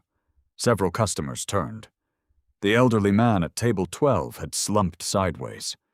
His hand clutched his chest. The bowl of soup spilled across the table. For half a second, the entire diner froze. Then Edith moved. She reached him before anyone else. "Sir." No response. She gently touched his shoulder. "Can you hear me?" His eyes remained half closed. His breathing had become shallow. "Frank." Her voice carried across the restaurant. "Call 911 inches." Frank was already reaching for the phone. Several customers stood nervously. Others backed away to create space. Edith knelt beside the man. She remembered a first aid course the diner had offered years earlier. "Sir, if you can hear me." "Squeeze my hand." Nothing. She carefully checked his breathing. Weak. Very weak. "Frank, tell them possible heart attack." "I'm on it." Rosa hurried over carrying clean towels. "What do you need?" "Move the chair." Rosa quickly cleared space. A young woman from another table stepped forward. "I'm a nurse. I can help." Edith immediately nodded. "Please." Together they gently lowered the man to the floor. The nurse quickly checked his pulse. "It's there. But it's weak."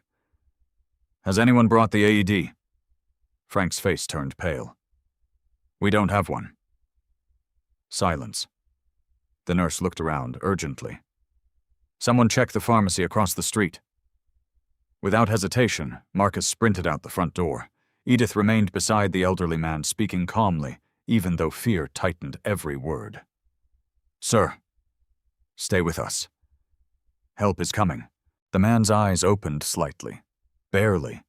He whispered something impossible to hear. Edith leaned closer. "What was that? He struggled for breath. "My wallet. It's okay. Don't worry about your wallet." He weakly shook his head. "My granddaughter." Edith gently held his hand. "We'll contact her. I promise." The man's grip relaxed. Outside, the sound of approaching sirens echoed through the street. Inside, every customer had fallen silent. No one complained about delayed meals. No one looked impatient. Everyone watched one waitress refuse to leave a frightened stranger alone. Across the street, a familiar black SUV stopped at the traffic light. Richard Whitmore had been returning from another meeting when flashing emergency lights caught his attention. He looked toward Riverside Diner. Ambulances, police, customers standing outside. Without hesitation, he opened the door. "Calvin, let's go." They crossed the street quickly. Neither identified themselves. Inside the diner, paramedics had just arrived. The nurse gave a rapid summary. "Male. Approximately late 70s. Chest pain. Collapsed about 4 minutes ago." The lead paramedic nodded. "Thank you." As professionals took over, Edith quietly stepped back. Only then did she realize her hands were trembling. Soup stained her apron. Her knees ached from kneeling on the tile floor. Rosa placed an arm gently around her shoulders. "You did everything right." "I hope so." "You absolutely did." The paramedics lifted the man onto a stretcher. Just before rolling him outside, one of them looked toward Edith. "Who stayed with him?"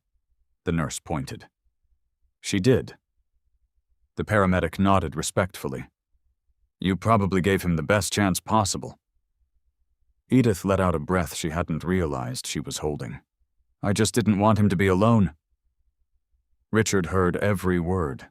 He remained near the entrance unnoticed beneath his cap and winter jacket. Again, no audience, no cameras, no expectation of praise, only compassion. As the ambulance doors closed, a small leather wallet slipped unnoticed from beneath the stretcher onto the pavement. Most people were watching the ambulance. Only Edith noticed. She hurried outside. "Wait." But the ambulance had already pulled away. She picked up the wallet carefully. Inside were identification cards, family photographs, and several $100s in cash. Without counting it, she handed the wallet to the responding police officer. "He dropped this." The officer opened it briefly. "There seems to be quite a bit of money." Edith nodded. "I'm sure his family will need it." The officer smiled. "I'll make sure it reaches them." "Thank you." Richard quietly exchanged a glance with Calvin. Neither said a word. There was nothing left to question. Back inside, customers slowly returned to their seats. Conversations remained quieter than before. Mrs. Ellis reached for Edith's hand as she passed. "You have a gift." Edith shook her head. "No. I just happened to be nearby." Mrs. Ellis smiled gently. "No. You were paying attention." Frank walked over carrying a clean apron. "Go wash up." "I'll cover your tables." "You sure?" "I'm the manager." He smiled. "Let me do my job for once." Edith laughed weakly. "Thanks." As she disappeared into the employee hallway, Richard finally turned toward Calvin. "You see it now?" Calvin nodded. "She doesn't help because she knows who people are." Richard looked toward the hallway where Edith had disappeared. "Exactly. She helps because they're people." Several minutes later, the diner resumed its normal rhythm. Coffee poured again. Orders were called. The smell of fresh biscuits filled the room. Yet everyone who had witnessed the incident carried something invisible away with them. Not simply the memory of a medical emergency, but the reminder that ordinary courage often looked surprisingly quiet. When Richard finally left the diner, he paused outside beside the black SUV. He looked back through the large front window. Edith had already returned to work. She smiled at customers exactly as before. Nothing about her kindness seemed extraordinary to her. It was simply the way she believed people should treat one another. Richard smiled softly. "The time has come." Calvin nodded. "You'll tell her tomorrow." Richard gently opened the rear door.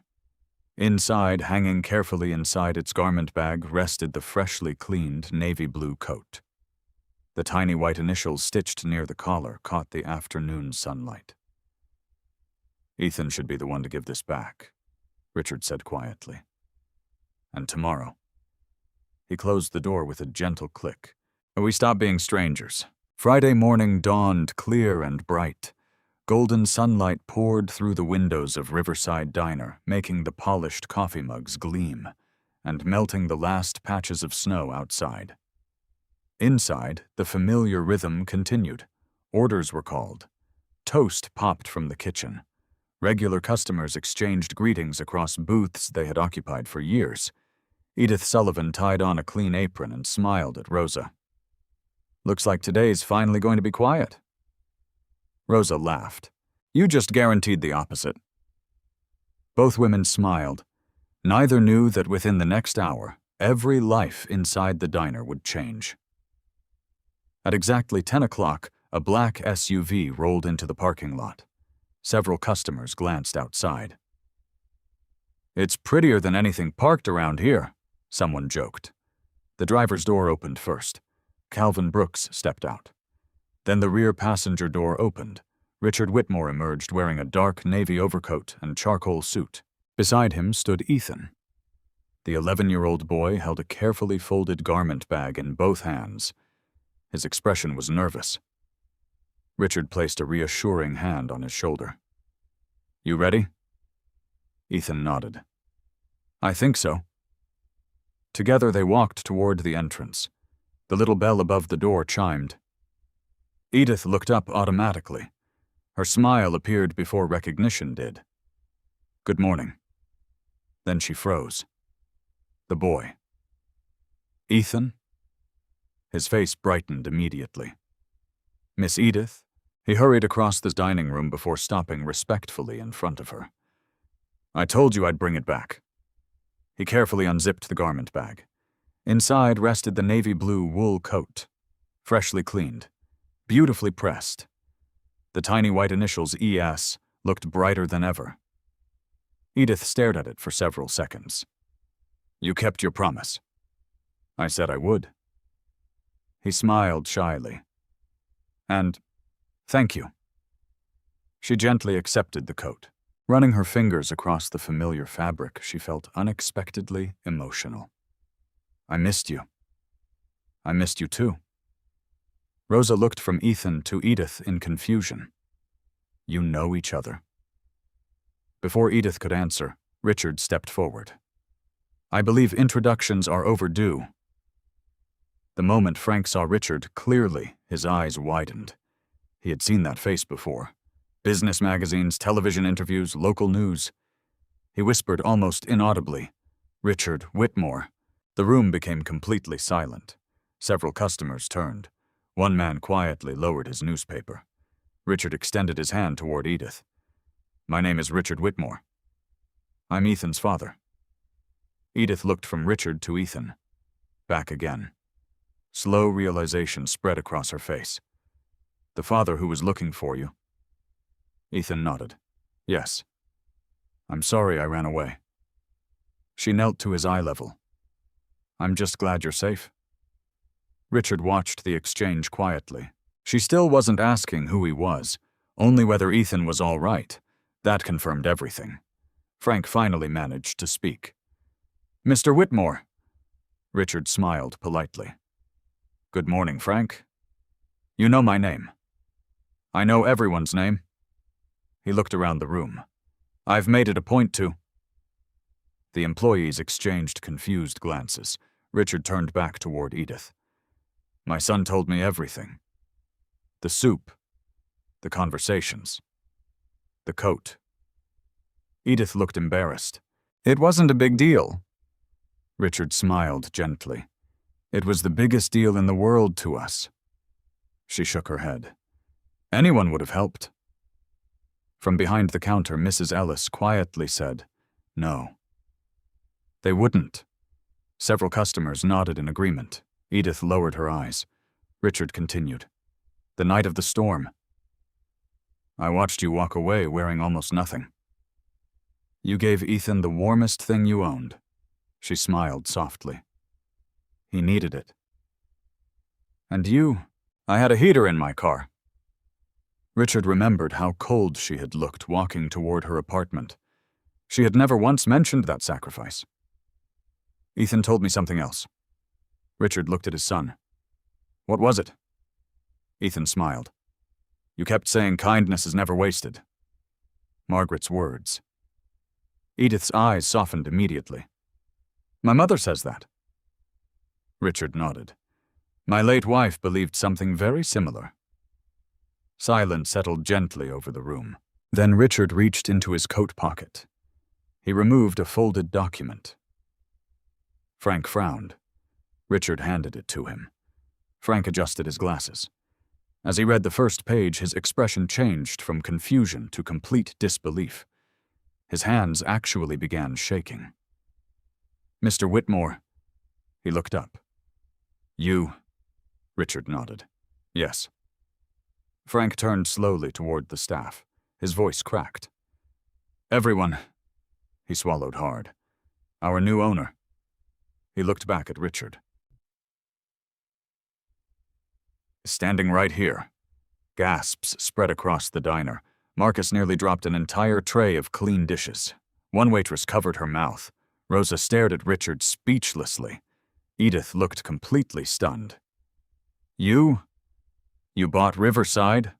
Richard smiled. I did. But, she looked around the dining room. Why? Richard glanced toward Ethan. You should answer that. The boy took one small step forward. Because of you. Edith blinked. What? The night you found me? I thought nobody cared anymore. You bought me soup. You listened.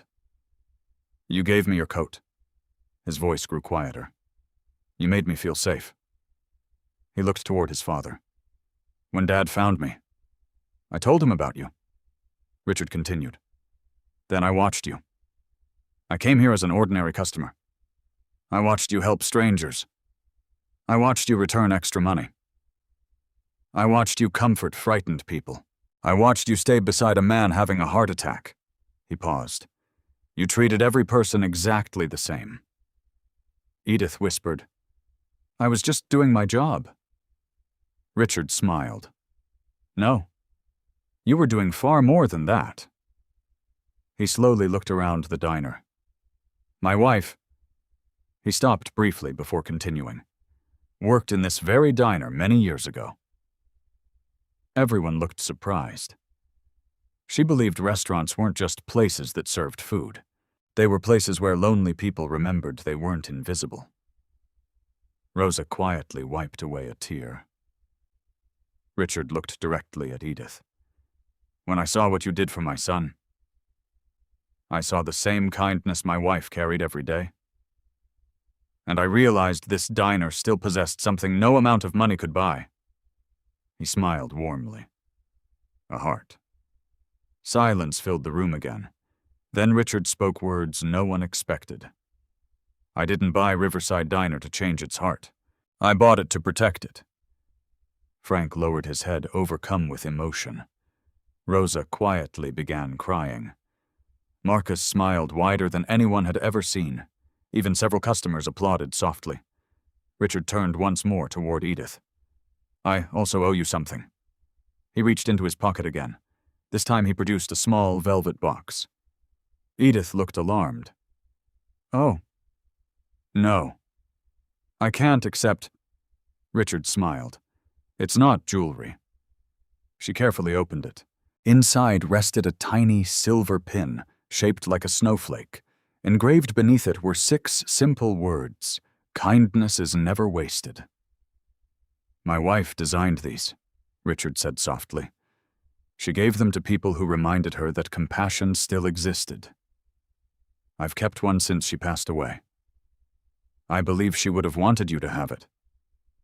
Edith's eyes filled with tears. She looked at the pin, then at the navy blue coat folded over her arm. Then at Ethan. Finally, she whispered, "I don't know what to say." Ethan smiled. "You already said it." She looked confused. "When?" "The day you helped me."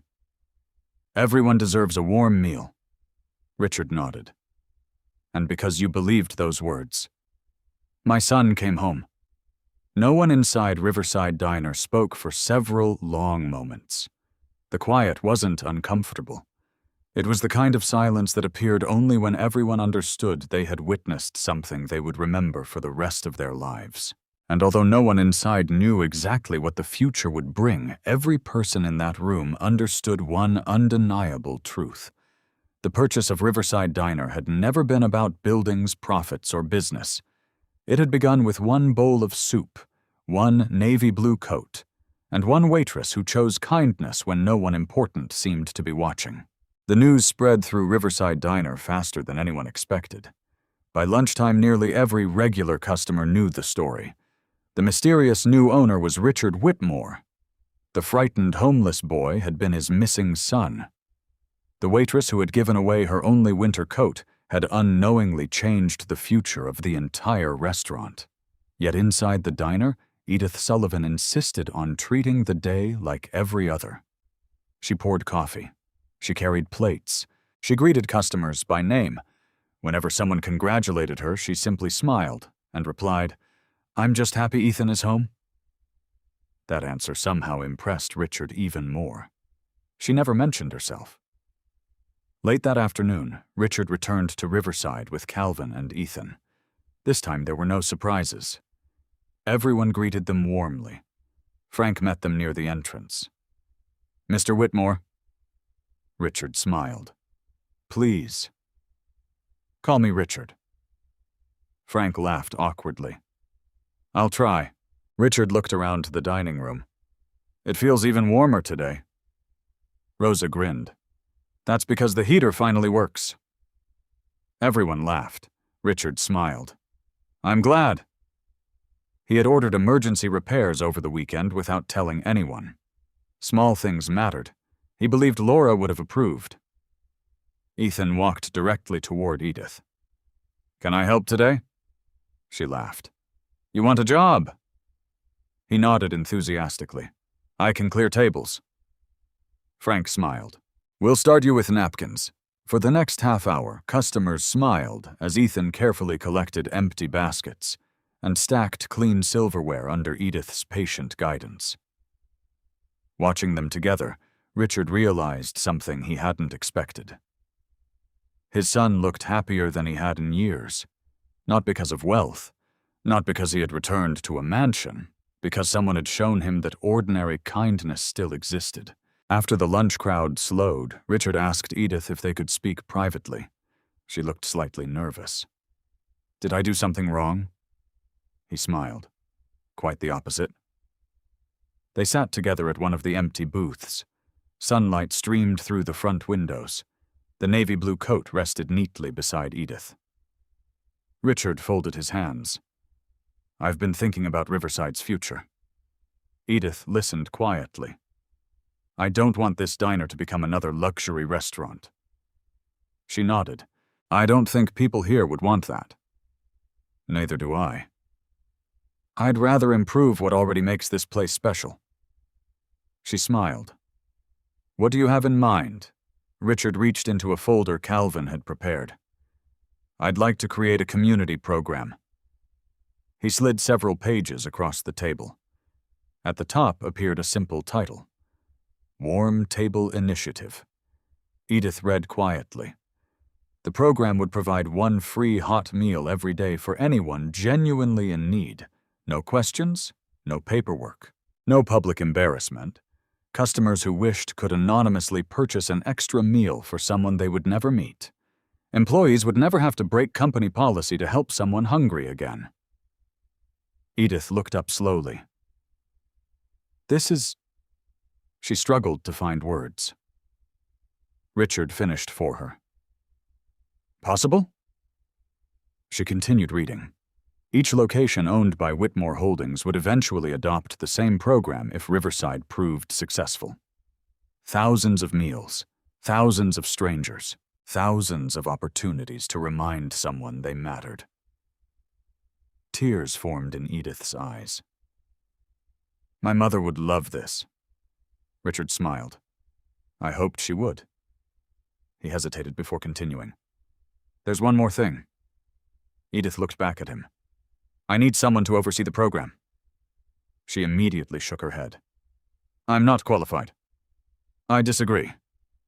I've never managed anything. Richard leaned forward. You've been leading it without permission since the day I met you. She looked confused. You already know how to see people. You already know how to care. The paperwork can be taught. The heart can't. She looked down at the proposal again. You want me to run this? I want you to become Community Programs Manager for Riverside Diner. Her eyes widened. What about Frank? Frank will remain General Manager. I've already discussed it with him. At that exact moment, Frank walked over carrying 2 cups of coffee. I accepted before he even finished asking. Edith looked at him in surprise. You knew, Frank laughed. Yesterday. And before you ask. He placed 1 cup in front of her. I'd rather have someone I trust doing it than anyone else. Rosa joined them moments later. What's all this? Frank grinned. Looks like we've got ourselves a promotion. Rosa immediately hugged Edith. I knew it. Edith laughed through tears. I didn't. Richard waited patiently while the excitement settled. Then he handed Edith 1 final envelope. This position comes with a salary adjustment. She opened it. Her eyes immediately widened again. This? She looked at him in disbelief. This can't be right.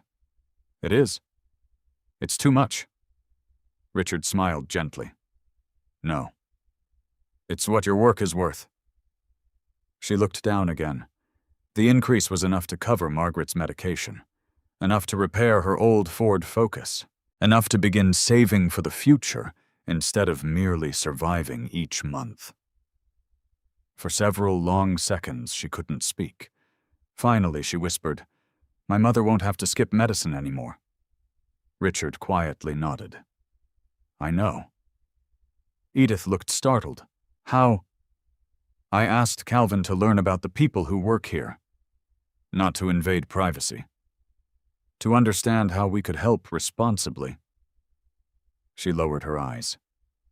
My mother has Parkinson's. I know. I know why. I also know she's raised someone extraordinary. At that moment, the diner door opened again. Margaret Sullivan entered carefully, using her cane. She had insisted on seeing the place where everyone kept calling to congratulate Edith. The entire dining room turned toward her. Edith hurried over. Mom? You came. Margaret smiled. I couldn't stay home after hearing half of Cleveland talking about my daughter. Richard immediately walked over. It is an honor to meet you. Margaret extended her hand. You must be Mr. Whitmore. Richard, please. She smiled knowingly. My daughter says you're kind. Richard looked toward Edith. I learned from the best teacher. Margaret glanced at the silver pin attached to Edith's apron, then at the familiar navy blue coat. Finally, she looked back at Richard. My husband used to tell Edith something when she was little. Richard smiled. I think I know. Together, he and Edith quietly said the words at exactly the same moment. Kindness is never wasted. Everyone laughed. Margaret looked pleasantly surprised. So she's been listening after all. I always listened, Edith replied. I just didn't always realize it. Ethan walked over carrying a tray of fresh biscuits. I brought these. Margaret accepted one with a smile. Thank you. Ethan looked at her seriously. No. Thank you. She looked puzzled. For what? For teaching Miss Edith how to find people like me. Margaret's eyes filled with tears. She gently rested her hand on Ethan's shoulder. I think she already knew. As afternoon sunlight filled Riverside Diner, customers watched something far more valuable than a business transaction. They watched strangers become extended family. The building itself had new ownership, but its spirit remained exactly the same. Only now that spirit finally had the resources to reach far beyond the walls of one small neighborhood diner, and before another year had passed, the kindness born from one navy blue coat would spread farther than any of them could yet imagine. 1 year later, spring sunlight filtered through the wide front windows of Riverside Diner, painting warm patterns across polished wooden floors that had replaced the old cracked tiles. The faded neon sign outside had been carefully restored rather than replaced. Richard had insisted on that. The history stays, he had told the renovation team. It just deserves better lighting. The familiar booths remained. The smell of fresh biscuits still drifted from Rosa Martinez's kitchen every morning. Frank Doyle still greeted regular customers by name. The difference was not that Riverside had become unrecognizable. The difference was that it had become healthier. The roof no longer leaked. The heating system worked perfectly. The kitchen equipment no longer broke down every week. And the dining room was almost always full. Near the entrance stood a beautiful wooden display that every customer stopped to admire. Behind museum-quality glass hung a navy blue wool coat. The tiny embroidered initials ES were still visible near the collar. Beneath it rested a small brass plaque engraved with 6 simple words. Warmth is always returned. Beside the display sat a framed card explaining its story without mentioning wealth or business. It simply read, "One winter evening, someone chose kindness instead of comfort." That single choice changed more lives than anyone imagined. May everyone who enters here remember that compassion always travels farther than expected. Customers often stood silently before the display. Some smiled. Others wiped away quiet tears. Many placed anonymous donations into the nearby warm table box before taking their seats. The program Edith had helped build had grown beyond anyone's expectations. Every Riverside customer could purchase an extra meal for someone in need. No names were recorded. No photographs were taken. No publicity surrounded the program. It simply worked. On average, 40 warm meals were shared every day. Across Whitmore Holdings, the program had expanded into more than 60 restaurants. Thousands of people had eaten because strangers quietly cared. Richard often said it was the best investment his company had ever made. Inside her small office overlooking the dining room, Edith Sullivan reviewed the latest monthly report. She smiled as she reached the final page. Meals shared this month, 284, volunteer hours, 317, emergency grocery deliveries, 86 scholarships, awarded through Warm Table Fund, 4. She closed the folder with quiet satisfaction. A gentle knock came at the open door. "You hiding from customers?" Frank asked playfully. Edith laughed. "Never. I was finishing paperwork." Frank leaned against the doorway. "You know, I still can't believe you actually enjoy reports." "I don't. I enjoy what they represent." She looked toward the dining room. "Every number is a person." Frank smiled proudly. "You've changed this place." Edith shook her head. "We all did." Before either could continue, Rosa appeared carrying 2 slices of warm apple pie. "Meeting," she declared. "Mandatory." Frank laughed. "What's the occasion?" Rosa grinned. "The pie turned out perfect." "That's reason enough." The 3 old friends sat together in the corner booth they often shared after the lunch rush. Life felt different now. not easier in every way. Margaret's Parkinson's disease had continued progressing. Some mornings were difficult. Some afternoons were exhausting. Yet medicine was never skipped anymore. Home nurses visited twice each week. Financial fear no longer controlled every decision. Most importantly, Margaret smiled more often. Later that afternoon, a familiar black SUV pulled quietly into the parking lot. Richard and Ethan entered without ceremony. No one treated them like celebrities anymore. They had become part of Riverside's extended family. Ethan, now 12, had grown several inches taller. He immediately waved toward the kitchen. "Hi, Rosa." Rosa smiled. "Your pie's waiting." He laughed. "You always know." Richard walked over to Edith. "I have something to show you." He handed her a tablet computer. The screen displayed photographs from restaurants across the country: Chicago, Detroit, Indianapolis, Columbus. Every location featured a warm table sign. Every location served anonymous meals to people who needed them. Edith slowly scrolled through the images. An elderly veteran smiling over breakfast. A single mother eating with 2 children. A college student studying over free soup. No cameras pointed at them.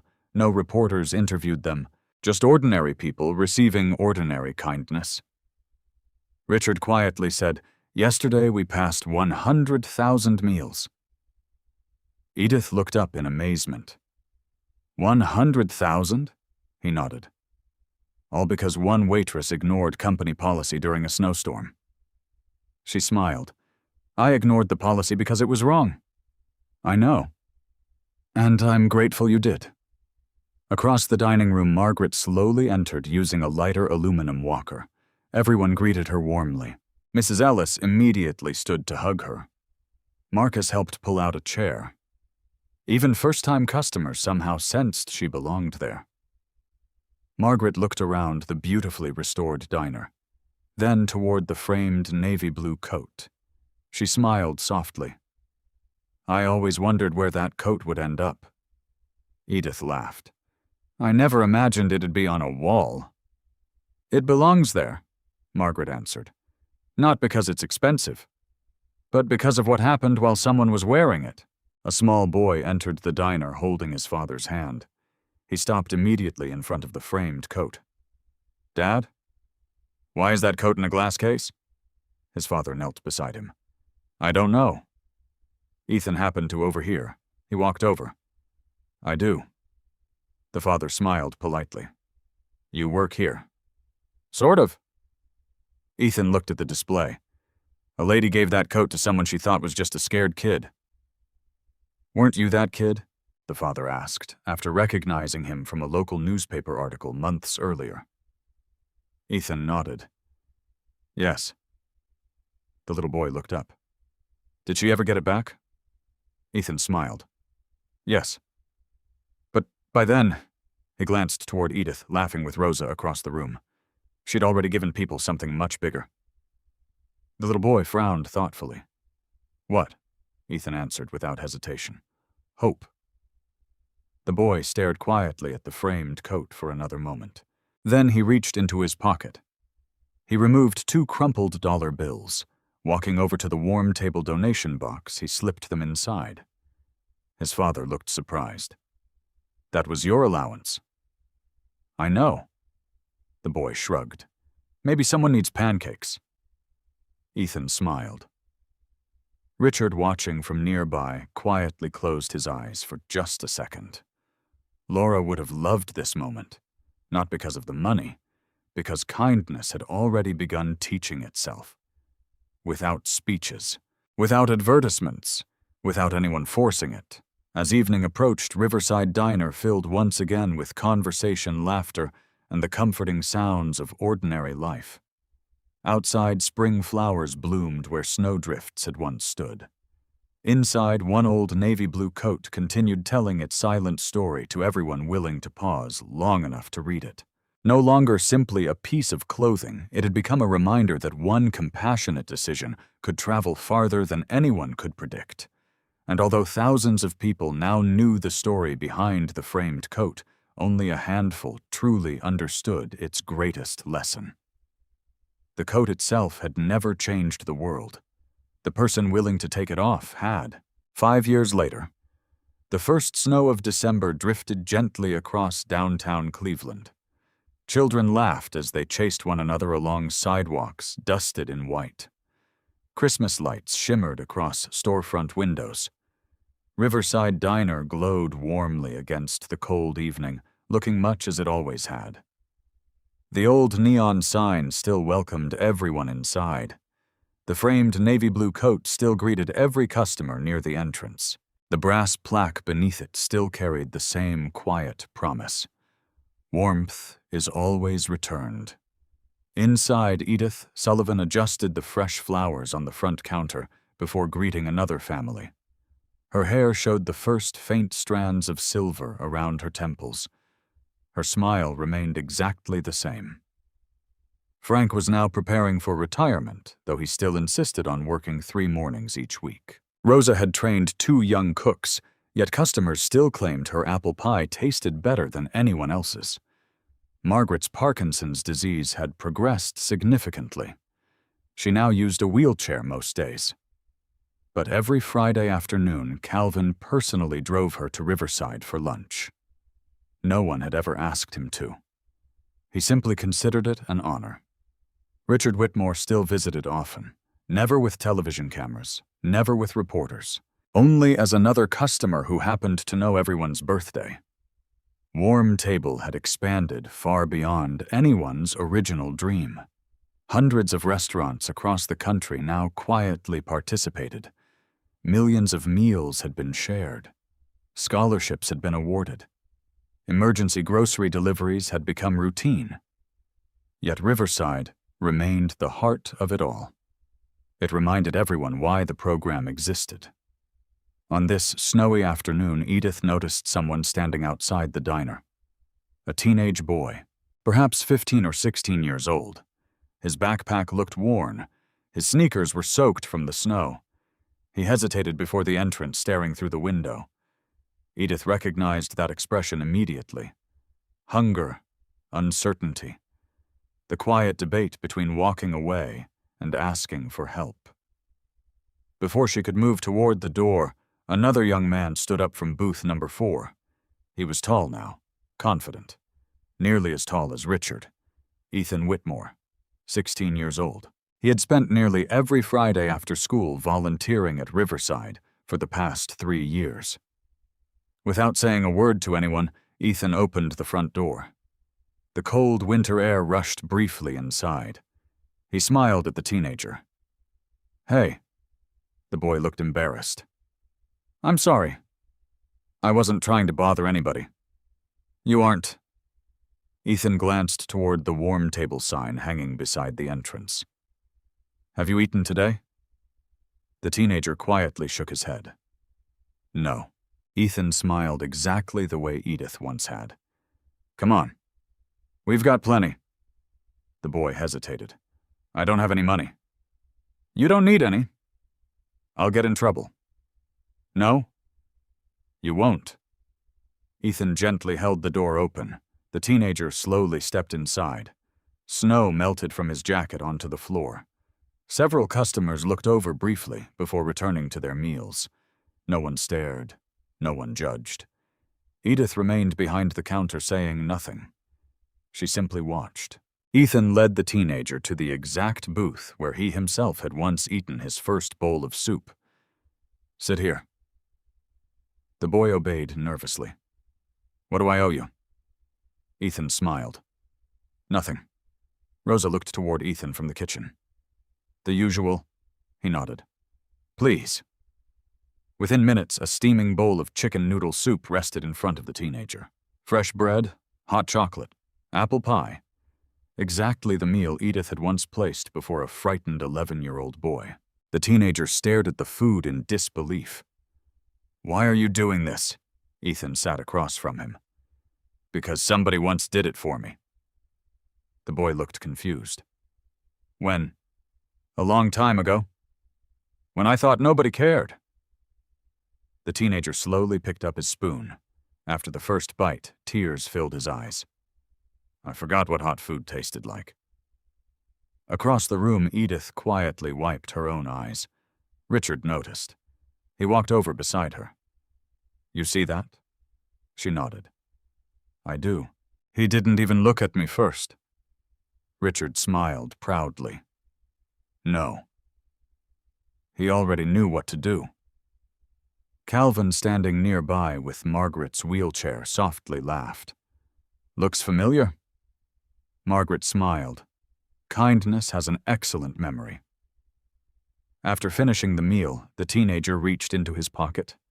He found only 3 quarters and 2 crumpled dollar bills. He placed them carefully on the table. It's all I have. Ethan gently pushed the money back. You'll need it. But, it's already paid for. The boy looked around. By who? Ethan smiled toward the framed navy blue coat. By someone you never met. The teenager followed his gaze. He slowly walked toward the display, reading the plaque carefully, then reading it again.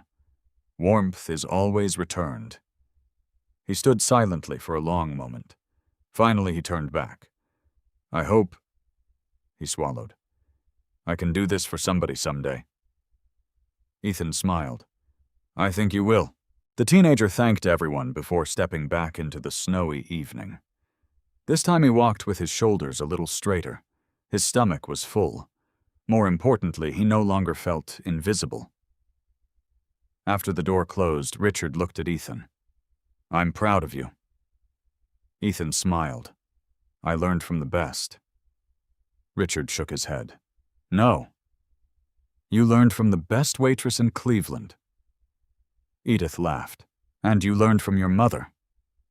Richard looked toward the framed coat. I still do. The diner grew busy again as evening customers arrived. Conversations filled the room. Coffee brewed. Plates clinked gently against tabletops. Life continued, just as it always had. Only now countless invisible threads connected strangers who would never know one another's names. One kind act had become another, then thousands more. The story that had begun with one frightened child no longer belonged to a single family. It belonged to everyone who believed another person's dignity mattered.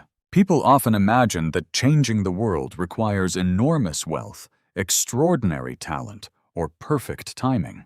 Yet most lasting change begins much more quietly.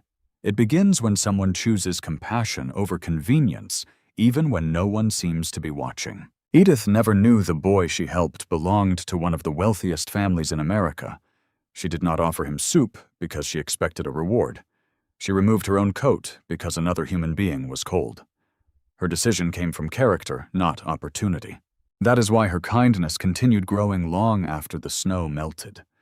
Genuine compassion inspires others to become compassionate themselves.